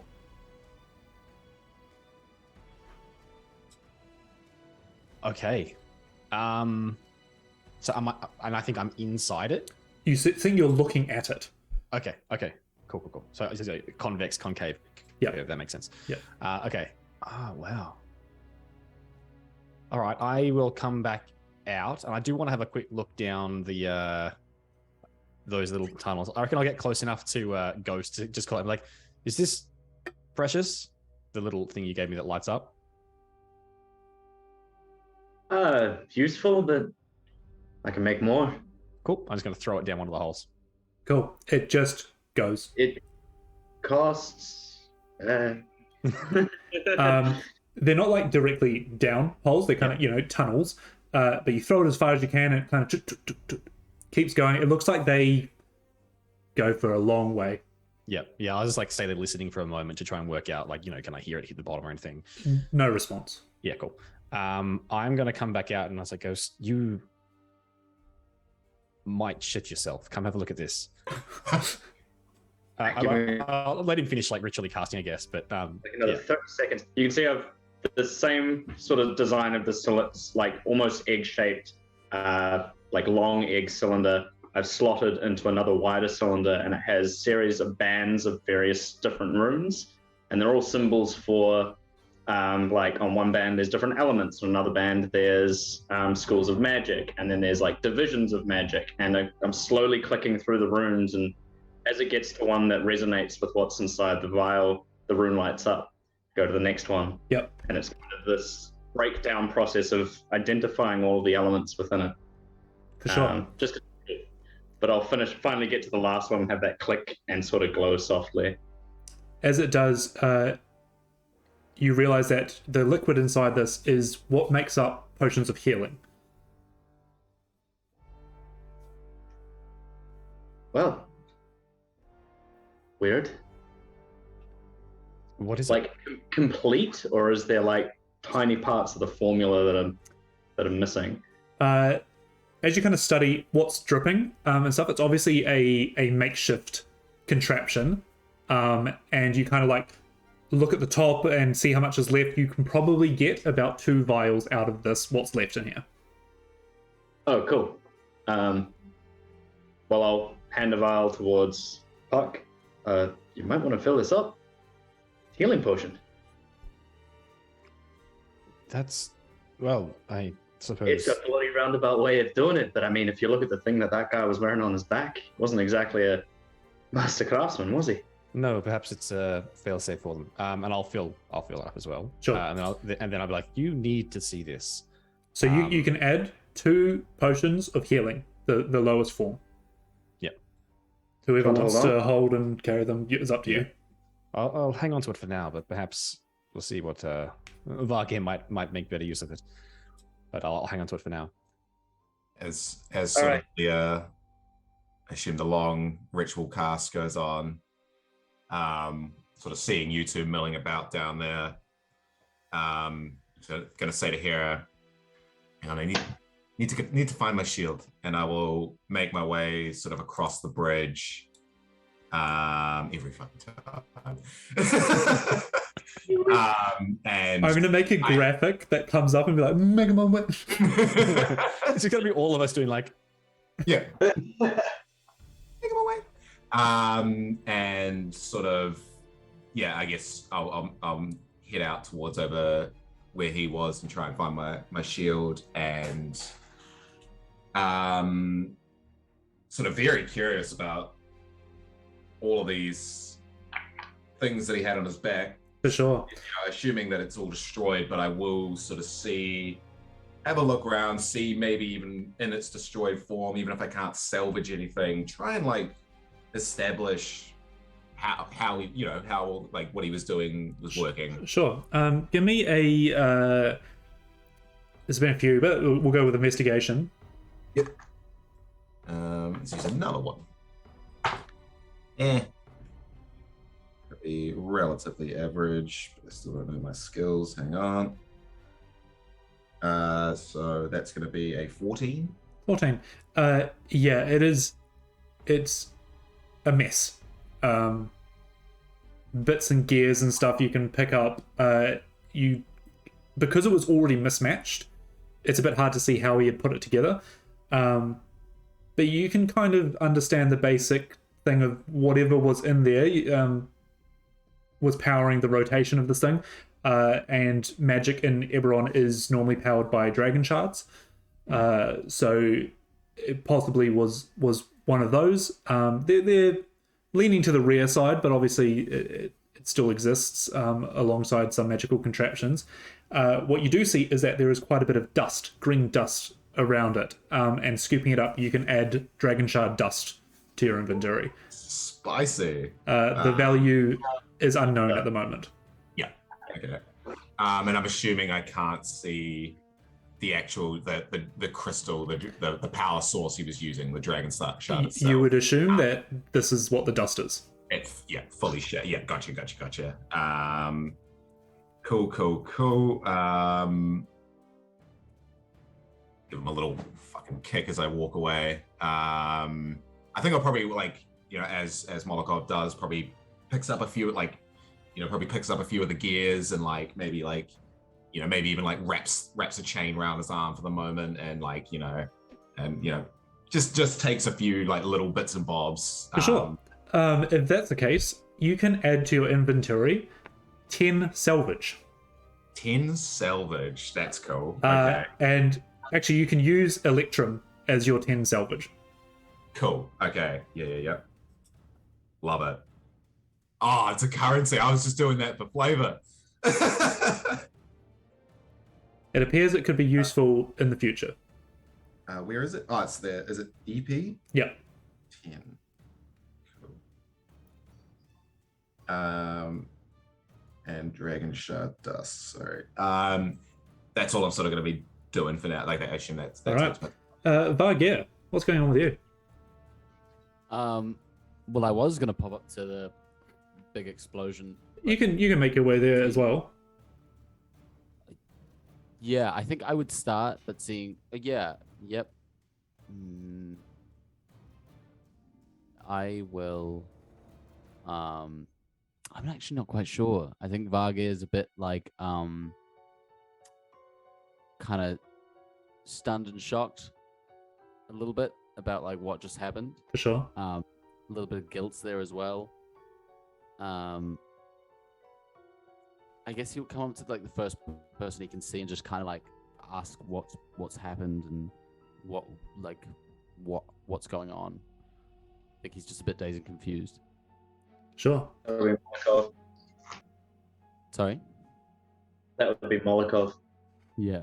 Okay. Yeah. So I guess seeing he's walking up that way anyway, I think he would just kind of make his way round the whole thing to kind of get to the bridge as Molokov's walking across, and then just as seeing Molokov collect all the stuff, he will just say, "What happened? What happened?" Oh, he'll definitely give you a very quizzical look as you approach. He couldn't bring you up, but he's definitely no stranger to medicine and knew you were not in a good way. You're walking. Who helped you? Yeah, our friend Ghost who was patching me up. Last thing I remember. Well, I'm glad to see you up. Thanks. And I'm sorry. I do apologize for the situation. I was not aware of what was to come. Don't apologize. You charged in to save my friend, and I will not forget this. Well, what are friends for? And he seems very, very legitimate about that. Molokov was about to charge the gate, and you fucking went in there and did it for him. Yeah. And he's definitely seems very thankful for that. Can I give you a hand with any? Oh, sorry, what?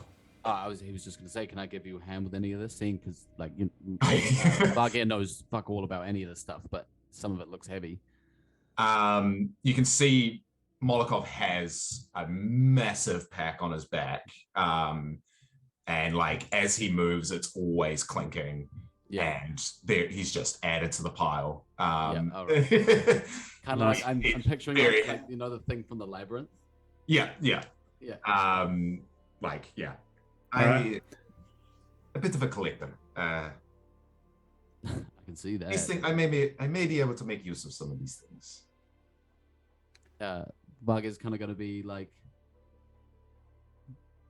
I'll be interested to see what you can do.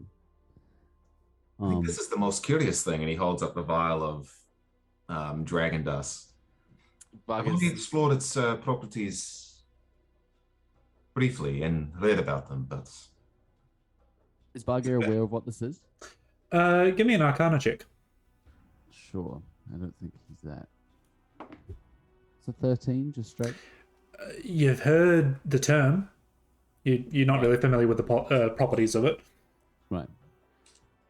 Interesting. It can power things, and I don't need to tell you that someone like me or our little friend down there could make quite good use of this. But we have more pressing issues, and I'll point towards sort of Hera, who I assume is still sort of... Yeah, you've kind of like come out to the lip of the thing, and Callie is overseeing the battlefield and kind of like amazed that all these gnolls are dead. But we will cut to Puck and Ghost in the cave.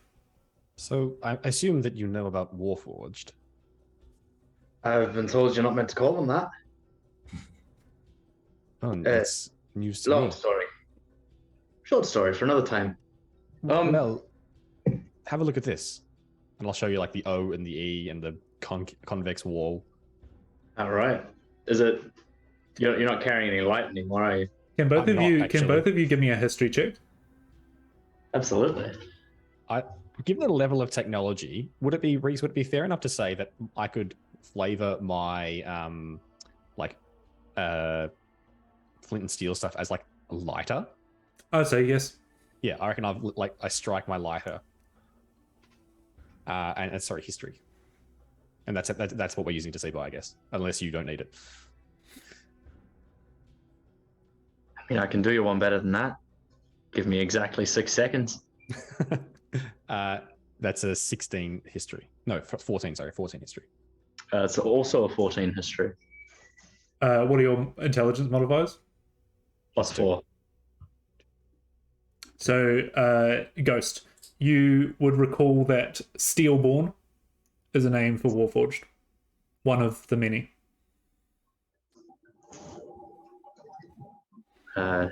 Just on that conversation you just had, but carry on. Remember correctly. Now it comes to me. Steelborn is more official. Well, I'll try and make sure to use that. I didn't mean to offend anyone. Just. Oh no, trust me, I've offended many. You learn through mistrials, I guess. Do you have a blade, a knife, something small you keep on you all times? Pull out my dagger. Hi, got a moment. Hand it over. And I'll pull out what looks like essentially a hot press stamp with a rune carved into the base of it. Click a knob on the back of it, and half a piton kind of shoots out. Swing a ball peen hammer off my belt and strike the back of it into the dagger against the wall, and press this little rune right into the top of the handle. I'll flip it around and hand it back to you. Just give it a rub. It'll light up. Rub it again. Close my lighter thing. I turn it off and then flick on the thumb on the light. Yep. Putting some light into this room, you now see, you know what it is, Puck. You can see the curve of the arm, and like you're almost looking at the inside of the elbow kind of thing. Like your guys are standing here, and it looks like it is being buried, or rocks and dust have covered it over the years. The red eyes of Ghost just go huge. I'd like to think kind of recognize this pretty quickly, DM. I believe you would. You take in the size of it, the branding of OE, whether that's the middle of a word, the start of a word, the end of the word, you're not sure, or even initials. And then the rest of it is just metal that is rusted, and even as these gnolls have dug it out, they've chipped it away at it and ruined it a little bit, but it is definitely an arm. And we're looking at like the crux of an elbow at the end of a tunnel. Correct. And that kind of, there's nothing beyond it. Yeah, wonderful. No fucking way. Just with the size of that, this thing would have had to be like 200 feet tall. And I'll walk up to the O, the inscription. The placement of it, does it look more like an armband? It looks like it'd be on the bicep. Yeah, of course. Do you think, Ghost, that this is a horseshoe shape outcrop. Do you think potentially it's the arms and shoulders? Would that make sense for where we've lined up to?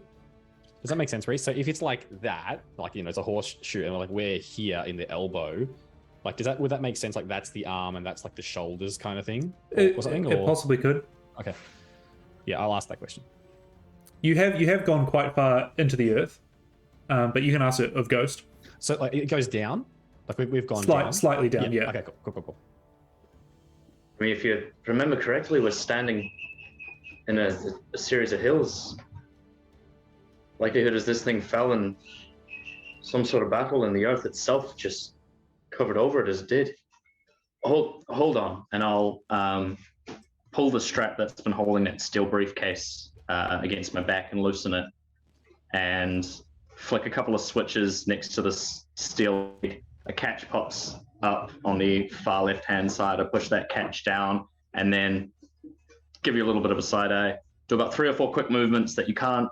I mean, roll a perception check if you want to like get the exact ways that I'm trying to open this. I'm gonna like pretend I'm not looking, but I'm gonna be like, you know, looking at the corner of my eye. Yeah, sure. You want to go against my sleight of hand? Yeah. Nice.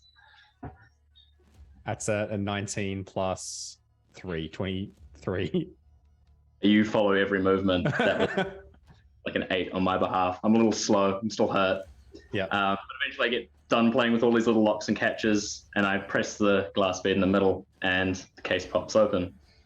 I open it out, and what you see inside the case is a series of currently static but beautifully crafted, not in their design, but in how it all fits together and perfectly like stacked and compressed, almost like a Swiss watch. A series of these cogs and dials and steel spring arms and all these different steels and metals of varying temper colors, all beautifully fit in together, not moving, but simply just stacked inside of this briefcase. And right in the middle, in a square slot in the bottom half of it, is a large journal. I pick that up and take that out and open it, close the briefcase, open it out on top of the briefcase and start flicking through pages until I come through a page that shows the body format of a stillborn. It's just a drawn sketch pointing out pieces and joints and just notes on the side mentioning little things about like the curve of a design for a certain piece, part of a structure that is connected, almost like it looks like somebody's notes of observation.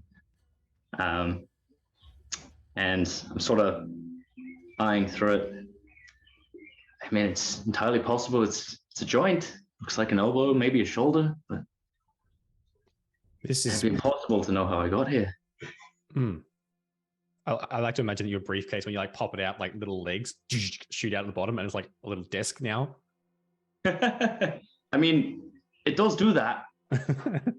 No, Would you like to open it back up and take 4 of the steel spring arms, and they go and close it again, and it's now sitting 2.5 feet off the ground. Did you make that? It's something I've been working on for a long time. That's unbelievable. Well, I'm not sure what more we can do here, unless there's any tests you want or need to deal with. But perhaps we should note this down. We can come back later, or freaking bet. And I keep flicking through the journal till I find the nearest blank page. And I'll spend the next, let's say, 5 minutes just taking down the notes of where our location is, the OE. I'm going to sketch that as precisely as I can to how the script looks. And I'll take a minute or two just to actually inspect the engraving itself to see if it looks like it was hot carved on, or whether it's a runic, like an arcane etch or something like that. For sure. Just take a few notes. All right. As you're doing that, Hera, Kelly has fully put all her stuff together, band on, earring in, and she'll go, right, well, What's the plan? Yes, well, let's at least get down by the fire, get ourselves warm. I don't know if we're planning to spend the evening here. What sort of It's dark. time? It's dark. The sun is set. It's dark. The fire has kind of like skewed your vision of that in the combat, but now you look up and you can see the night sky above you. So I suppose I'll sort of like walk down with her, sort of trying to judge if she's actually hurt or not, or whether she was just being held ransom, essentially. Okay, give me a medicine check. Oh, that's a natural 20. Nice. She doesn't look hurt at all. Ah, interesting. She's moving slowly, but you know, there's no limp, there's no scar, there's no bruising. Yeah. Okay. In that case, I'll sort of judge that for how fast I'm moving and see that she's quite all right, and then sort of go, oh, okay, cool, let's back in. And I'll head down towards the fire, and sort of get close to that and try and keep warm. Sure. I'm going to say at this point that everyone is kind of coming to the fire at the same point now. Yeah. I'll just be saying to her, like, I suppose we bunker down for the evening and make travel in the morning. I know it's not far, but I don't like the odds of us traveling on those plains at night. Very open ground. Be safer in the morning. I can't help but feel like staying at the camp is potentially not a good idea. Didn't we say that one got away down that tunnel? You do remember seeing that, yes? There are tunnels? Yes. Not exactly. A Oh dig shit! site. You like your arcane business. I do. Perhaps you should see something. Yeah. For the sake of brevity, definitely get in there. I definitely geek out at that for a minute. Do pretty much probably a very similar process to you. There's going to be this moment where I walk you in there and you start nerding out, and I crack a little bit and go, "I know, right? It's so fucking great." Yeah. Chances. Yeah, we definitely do that. But I feel like we've spent heaps of time with it. So, but yeah, I definitely nerd out on that for a hot minute. While they're gone, While I'll these go guys up to chill fire. Vargia. And like, you feeling all right? I've seen better days, but I'm glad to have you guys around.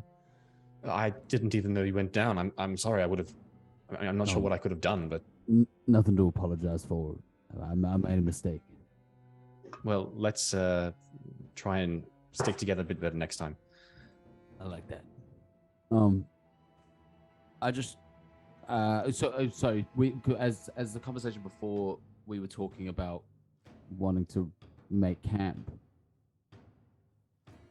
here. I'll say to Puck, look, if we do need a rest, I'm okay with traveling, but I can also see if any of those little shits are still around.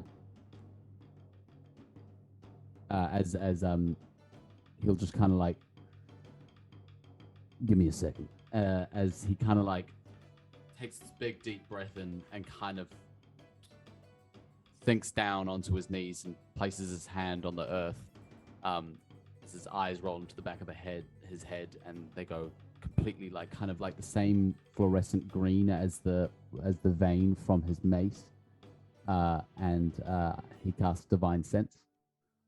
Yes. Yeah, so detecting the good and evil, but then only within 60 feet. And I'll know the location of any celestial fiend, undead, within 60 feet. Yeah. You go down into your knees and your eyes roll back as you feel the earth almost breathing beneath you. And you breathe in with it. And as you exhale, you feel just two light hands on your shoulders. And in your ear, you just hear the soft voice say, "You're safe." Okay, as I come to, I'll kind of like look up at Puck and smile. Well, look up at Puck. I guess when I'm kneeling, it's the same eye level. Just Yeah, about. about the same height. Yeah, and I'll look at Puck and I'll say, I think we'll find a rest here. I'm not sure we should spend the entire night. Perhaps just a short rest if we're going to stay at all. But Callie, you're here. I Are you sure am. alright? Are you able to travel? Well, I wouldn't want to stay here any longer than I need to, but y'all look a little bit worse for wear. Yeah, look at Hera, who's just got like blood all over her face. Burn mark. I would appreciate safe travels back to the town if that's where you're planning on taking me. yes. So I think I'll we do might what need you to- want to do. We might need to rest here just for a little while, and then I know it'll be a late night and travel by night, but I think we might be best to break camp and get out of here. I don't feel safe with one of them having gotten away. Who knows how many he'll bring back? Agreed. I don't like the look of those tunnels. Any number of them could be out and about and ready to return. Yeah. Oh, we're back now. Yeah, I sorry. assume so. Yeah, you would have gone down, spent a little bit of time, come back. Yeah, no, it's a fair point. What are we? 3 hours from town? About 3 or 4, yeah. I don't mind the early evening.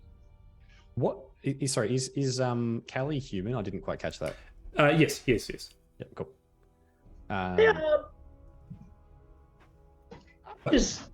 I'm gonna go snoop through the boss's shit if you don't mind. By all Oh. means. Harry, I may have beaten you to this. Did you check under his bed? Ah, no. Good point. Fucking shotgun, and I run off. All right. And you're going to his main chambers, basically. I'm going into his chamber. I will also look for bits of salvage,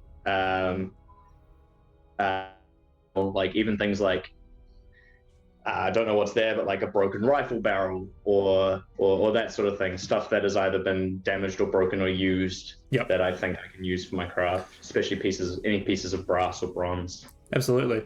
For the sake of everyone just having a quick look around the camp, you do find in his quarters a total of 800 silver pieces.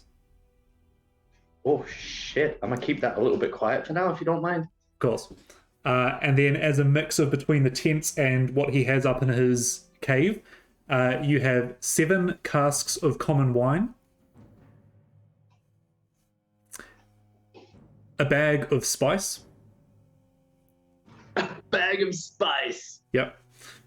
I might- A I box might take of... a bag of You can decide who has it or Oh, yeah. whatever. A box of 20 candles. So let's say 20 lighters.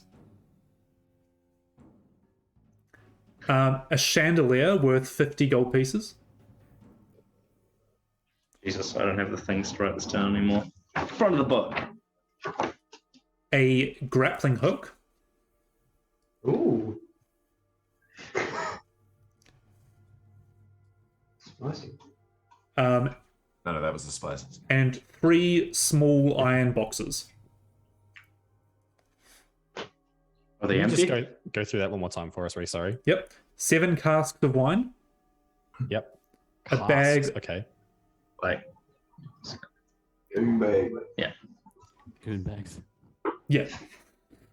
A bag of spice. Mhm. A box full of 20 lighters. A chandelier worth 50 gold pieces. A grappling hook. And 3 small iron boxes. Like openable. Yeah, like a little jewelry box. Yeah. Okay. Cool. And then in Roger. total, sorry, just before that, Anyway. in total from the scraps and stuff around, you get a total of 100 salvage. Nice. Is that plus what we found before, or including what we found before? That is on top of. Yeah. So plus, yeah. Sorry, What is- Vargir, go for it. Varga's definitely gonna just want to grab that bag of spice. I think Varga's a bit of a cook. Love it. He's been traveling for a long time. He likes his little gourmet moments. So he'll probably definitely, if no one else is objected, he'll definitely claim that. I'll take the grappling hook if no one else wants it. I could have many uses for it, but it seems no. far You more take up it. your alley. Well, No, why don't you take it for now, and if you can make something with it, great. Otherwise, I'll just take it back if I ever need it. You're going to get more use out of it until I can think of something that'll come handy for. Okay. All right. Also, you're trying to hide all of the 800 silver? I was going to say, I feel How like the heavy are 800 pockets? was spread out across. This was like a group fucking effort, but No, but also, how are you hiding all? Like 800, that's huge. Imagine 800 coins. Hold on. DM, did I find 800 silver in a coin purse in his quarters? It was in like a bag. In a bag. All right. How much do you reckon I could fit into my own coin purse? It's up to you. Probably 100 or so. All right. Not wanting to get into the nitty gritty of what can fit in what purse. Yep. No, we're good. I will pocket 100. Okay. I'll put another 50 into my bag, Okay. and then I will drop the remaining 650 in front of the group. All right. And then as far as the rest of his quarters, because you said it looked a bit like a workshop. I'm going to say the salvage included in that would be scrapped from here. It's very messy. There are no real plans. It's very rough. Can we carry 100 salvage? Like, what is... Yeah, it's bits and bobs and stuff like that. Use Oback as a beast of burden. That's 130 silver each, by the way. So we're just all agreeing that we all just evenly split the silver? Yeah. That's also 100. That's also another 130 going to Ghost. yeah. Kelly So will 100 be sitting there going, if you feel free to share, I'll make sure you're treated well when we get back to town. And I'm going to flash her the ring, and I'll say, I think you'll find that you'll do that no matter what. She raises her eyebrows, sits down by the fire. You and me have to have a long talk later. Oh, I've got all the time in the world. 280. I'm gonna lean into Monica. I thought they were friends. Apparently not. Wasn't very friendly. No, that was a hell of a power play. Also, just for everyone with the salvage, Varga is not going to have any like. I don't know. It's anything important, right? Like it's just a thing. We don't know what it is. I think in Molokov's head, when he got his little stash of it, he's not even grabbing it because he's think. I know they mentioned it back in town. Now that I think about it, like, are you paying by salvage or gold? But I think he's more thinking of collecting the stuff. Sure. Probably very similar to the way Ghost is. I'm collecting it because I thought I might be able to use it. Utilize Well, it. then- Yeah. Then I will kind of take that back. If Varga is aware that it's some form of currency, he'll take a split. Yep, If sure. he doesn't, I'm also then- telling you as a DM that it will have some stuff in the future, so absolutely take it at the moment, even if you're just going to hold on to it. Alright. So 20 salvage split between PCs. Well, because that's fucking 100. Yeah. Plus whatever you. Yeah. If we pull together, then 2 each. And what are we doing? We're counting that as platinum on our things? Electrum. Electrum. Okay. Do you want to? Do you offer to pull the other salvage you found? Yeah, 100%. If like, we get together with all the shit, definitely do that. But I think having collected it himself and definitely being very mindful of, he definitely has ideas of things that need power and will probably keep the dust to himself. I'll let you keep Okay. my share of Interesting. 2 of that as well. I don't want the other 10. I got 20. Say other 2. So you can have another. You can keep my share of the extra 10. So you can have another 2. Savage. All right. I'll say the same. You'd already picked it up. All right. Okay. Kelly will kind of be settling in next to the fire. Well, if we're going to stay here, then may as well get comfortable. I think there were some sleeping rolls in a couple of those tents, but I think we definitely need to have, I would say, 2 on watch. I can see Although that. it's just gonna be a short rest, I guess. So, like, you know. Well, that's up to you guys. Well, I think we should do a short rest. That's what I was sort of saying before. Agreed. Yeah, I think we're all kind of on watch. We just sort of take it easy and. All right. Right. So you can take a short rest as you spend an hour here, rolling hit dice if you would like to. Mm-hmm. I scull my canteen that's currently full of water and fill it up from one of the 7 flasks of wine. Love it. Good. I don't want to carry those back, actually. Yeah, They're pretty big. No, I feel like we probably share a couple drinks and leave what we don't drink. Well, I imagine. Yeah, I mean, yeah. You can always strap things onto Obak as well. Hey, how do you think this will come in handy? And I'm holding up a fucking chandelier. Oh, I don't know. Do you have a house that you need to make look pretty? Does it fucking look like I have a homestead? Well, then house You could guy. tie it up between the horns of Obak here. Oh yeah, there's still a knoll. Right? I go. Oh my god, that's right. I run over that guy. Like, hi, you're still with us? Definitely not still with you. Oh, Yeah, no, Motherfucker. he's been attached to the horns while being charged Yeah. at his friend's. Through a gate. He went through a gate. He went through a gate. Oh, yeah. Oh my god. It's just an arm. Yep. Yeah. Yep. Yeah. little bit of retcon. As we said into the long short rest before we wait a whole fucking hour, I'll distinctly remember I threw I knocked a guy out. You did. This guy up here. Right here. Yeah. Hey, let me think of names for a fucking minute. Molikov, Oh, yes, hello. think you and I might have some questions about that thing downstairs? Perhaps we can get some answers. That we might. Who did you have in mind? And I look back at like the mangled corpse on the front of the thing, not knowing that you have knocked anyone out. Quite. I'll walk over to him and embarrassingly grab his heel and go to drag him towards the campfire. Stop. In your hand. I will reach out the mechanical arm and. Thank you. You pull him back in, kind of slowly comes to consciousness and panics, but you obviously hold him in place. Well, let's tie him up first.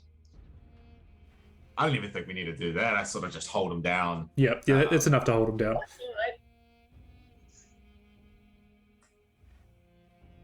Well, how you doing, friend? You speak the common tongue? Just looks at you, kind of goes, yeah, free. I just sort of squeeze his shoulder. You'll It's get your freedom, Definitely in pain. but you tell us why you're here. Here, dig, steal. Yes, I see that. And what have you found in the steel? Dig, find treasure, make things. Am I aware of the common language of gnolls? What they speak in general? Yeah, I think it's Goblin or Gnollish or something, whatever. That's a fantastic point. I'll sort of look at him sort of speaking this broken English, and I'll give him a curious look and saying Goblin. You understand this a little better? You talk a little more plainly now. I'm definitely listening into this. For sure, you hear Molikov start speaking Goblin, and the Gnoll will turn around and go, I understand you perfectly. Good. Now, what is this thing? What is what thing? I'll point towards the the cave and the Mine. It's a mine. We dig for Rhools. Not anymore. And I'll look up at the pile of rubble that is Rhools.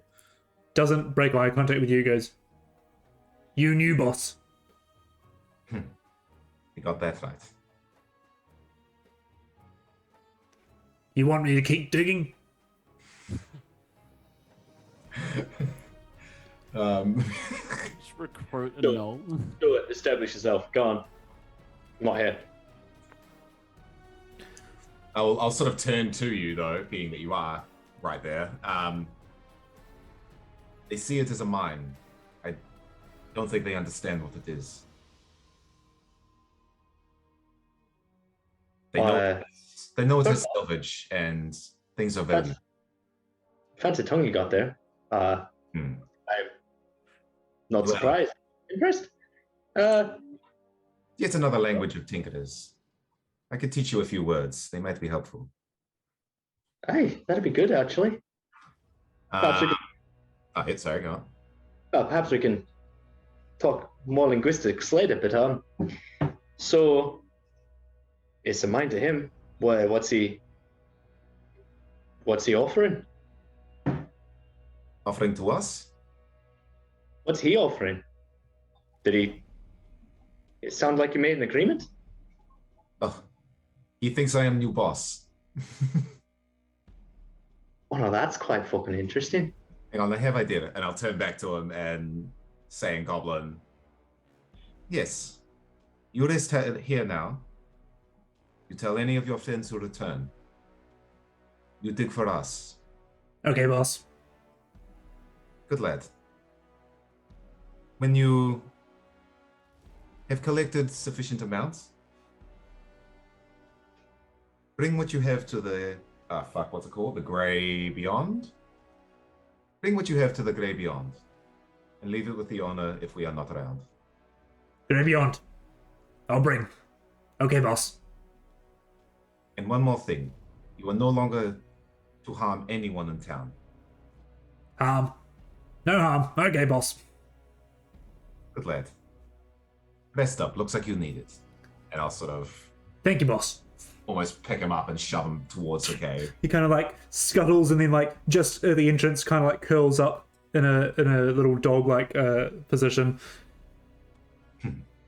Thank you, boss. Thank you, boss. I rest now. You really think you can trust him? Absolutely not. But if we end up with a little more salvage, I think it's worth the risk. I don't think... I don't know much about the hierarchy of these creatures, but he seems to respond to strength. And we have shown that we have this. Aye, fair enough. No water off no water off my back if I don't end up coming back here anytime soon. I know I told him to, if they follow my orders, they will bring anything they find to the inn. Right. Farewell. All right. So the short rest completes. Did you get hit at all? What was that, sir?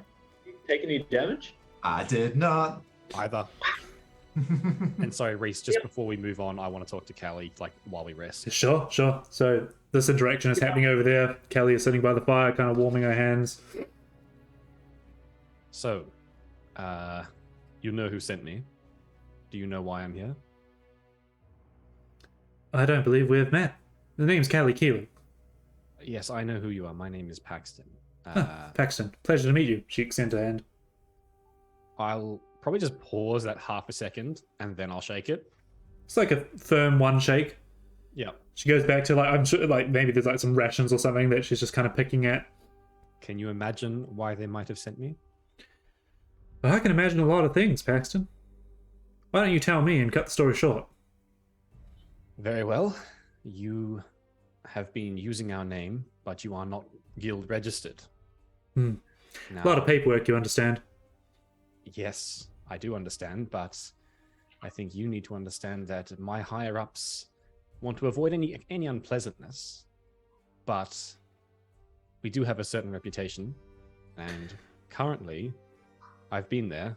The Grey Beyond does not live up to the standards. If you wish to use our name, you need to sign up, you need to fill out that paperwork, tedious or not, and then you can continue trading as you are. Otherwise, you'll have to strike out on your own and cease using our name. Well, I thought Dead Knolls were a bit of doom and gloom. See, the name, the name brings in patrons. Pays my way. So for that, I thank you. Mm-hmm. Take some more rations. Kelly, I don't think you're understanding the severity of what is happening here. You either need to properly register, or else you need to stop using the name. Those are your options. Well, if only everything could be this black and white. Alright, I'll fill out the paperwork when I get back to town. Do I have your word on that? You can have whatever you want. As long as our booze is free, I'll take you up on that. That might be pushing it a little bit too far. Well, you might want to have a word with your proprietor then.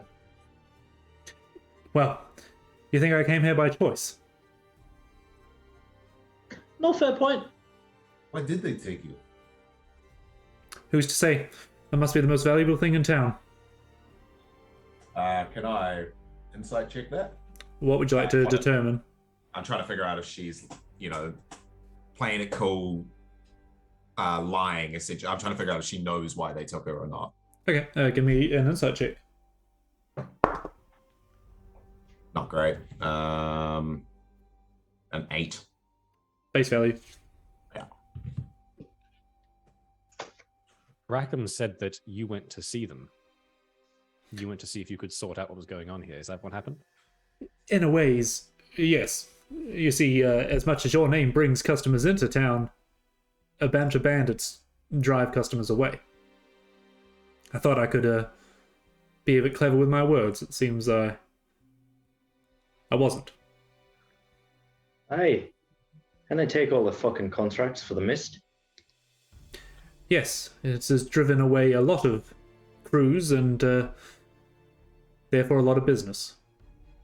But now she kind of looks around at the bodies, gone as such. Maybe we can start up that board again, get some crews going, and bring some treasure into town. You'd be surprised what you can find in those mists. I'll sort of give a nod to Hera, and well, we're certainly very curious as to potentially what is out there. For sure. Are you yourself a crew looking for the riches of the mist? Sort of give an eyebrow to Hera. We're here for different reasons. I'm here for you, but these fine people have offered to help, and now I think we're all somewhat indebted to one another. I'm going to start digging into my bag to find the paperwork we mentioned. I reckon I have a copy of it. And I'm you absolutely do. You absolutely do. I'm going to make her fill it out now.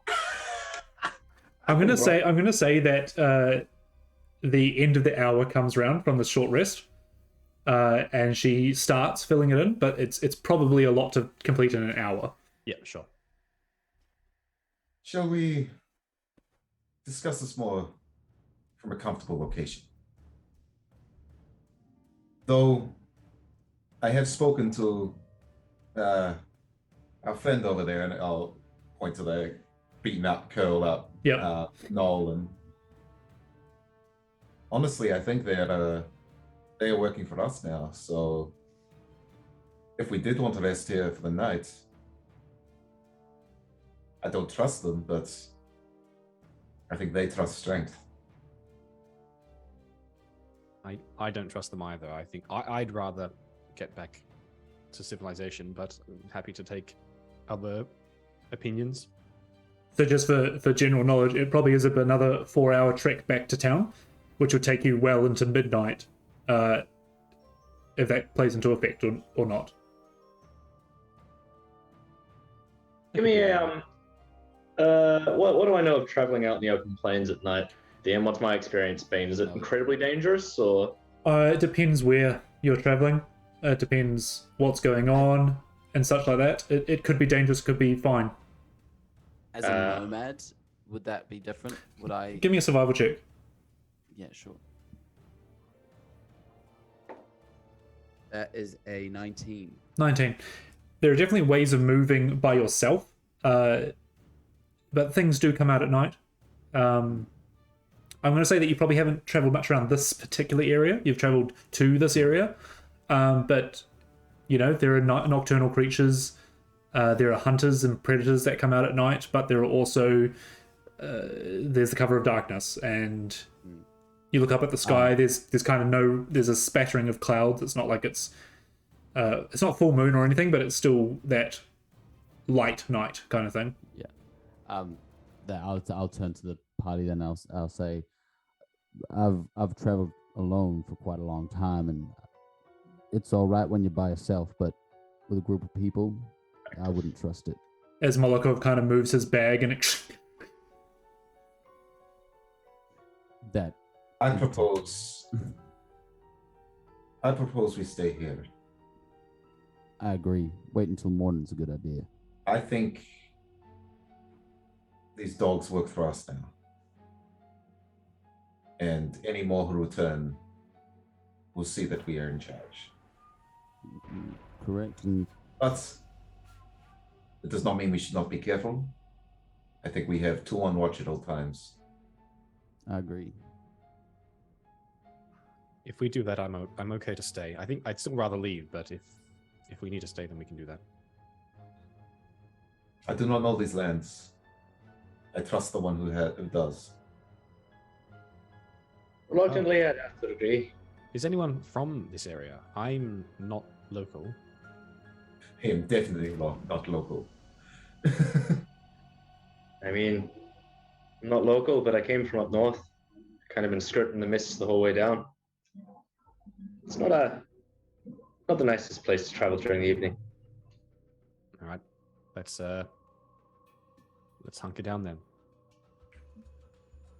I'm happy to take first watch. I will happily take the first. Oh, very fucking. But so we're sitting in for a long rest. I need to go get my dinosaur. Well, yeah. Someone come with me. I'll come with you. I'll pop you on the back of Oback if you want. Yeah, cool. Ride along. If we're sort of settling down for the night, I know I probably won't be able to see much. I don't imagine I'll be able to scavenge anything at all from it. But I am curious as to the things they've been throwing into the fire.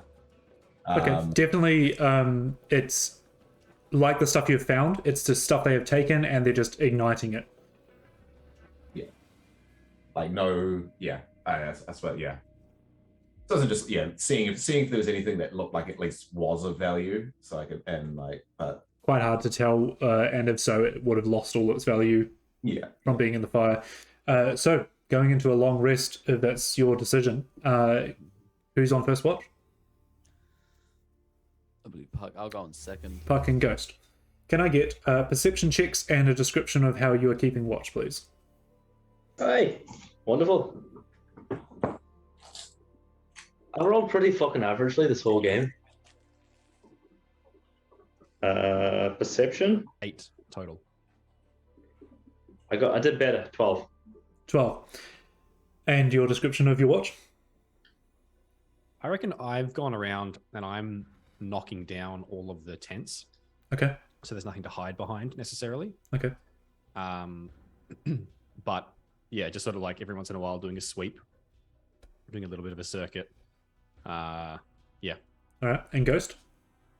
I will go back to the front gate. First thing I'll do is close that gate and Is there a gate to close? it kind of smashed open, but you can kind of Jimmy. wriggle it, Is there- jimmy it back into place. Are the locking arms for the bar close enough that I could stick a crowbar in there, just to kind of hold it shut? Yeah, I'm gonna say you can do that.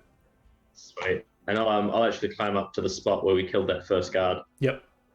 And sort of just post up in that position. All right. I'm As probably you keeping more of a watch down the tunnel as well. If he's Gotcha. on that end, Yeah. I'm like mostly hanging around that side. Gotcha. You look out over the plains, and it is that darkness of you can't see anything on the horizon of light. They kind of just roll into a sea of hills in the dark of night. But your watch eventually comes to an end, and you go to wake up the next pair, which I believe is Vargir and I'll do it. Molokov. Many. Vargir and Molokov, perception checks and your description, please. Yeah, I suppose I'll probably do something quite similar to Paxton, and I'll be probably you've barred the gate, so I probably will just be. Yeah, I suppose I'll probably be more watching the tunnels, I guess. Okay. And watching the sleeping knoll, making sure that he's sort of, probably like, doing circuits of the camp, but stopping in there to sort of take looks and make sure that he's still there and still asleep. Yeah. And maybe even probably won't go down any of them, but similar to what Paxton did earlier as well, and pulling out almost exactly like glow sticks, these weird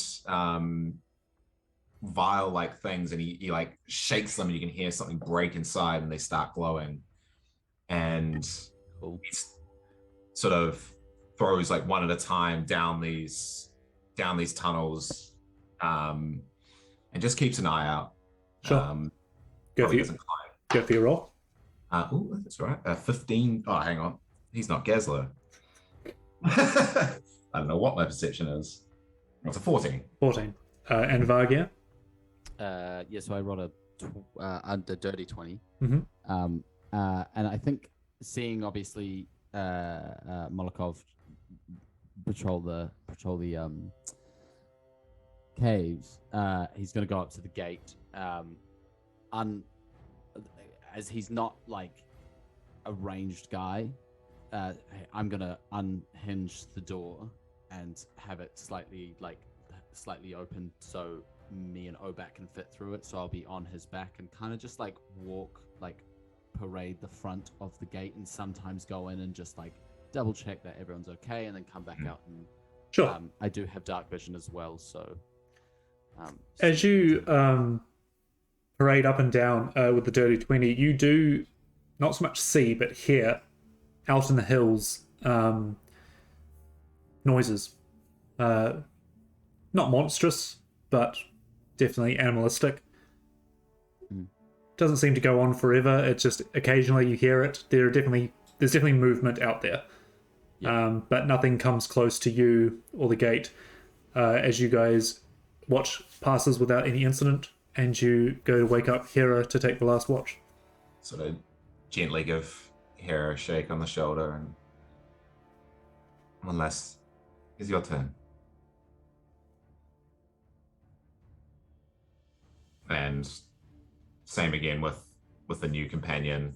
Be like, all right. She kind of wakes up. You may not be able to fight, but if you could help keep watch and wake us if anything happens. Suppose I can do at least that. So Hera, perception check and description.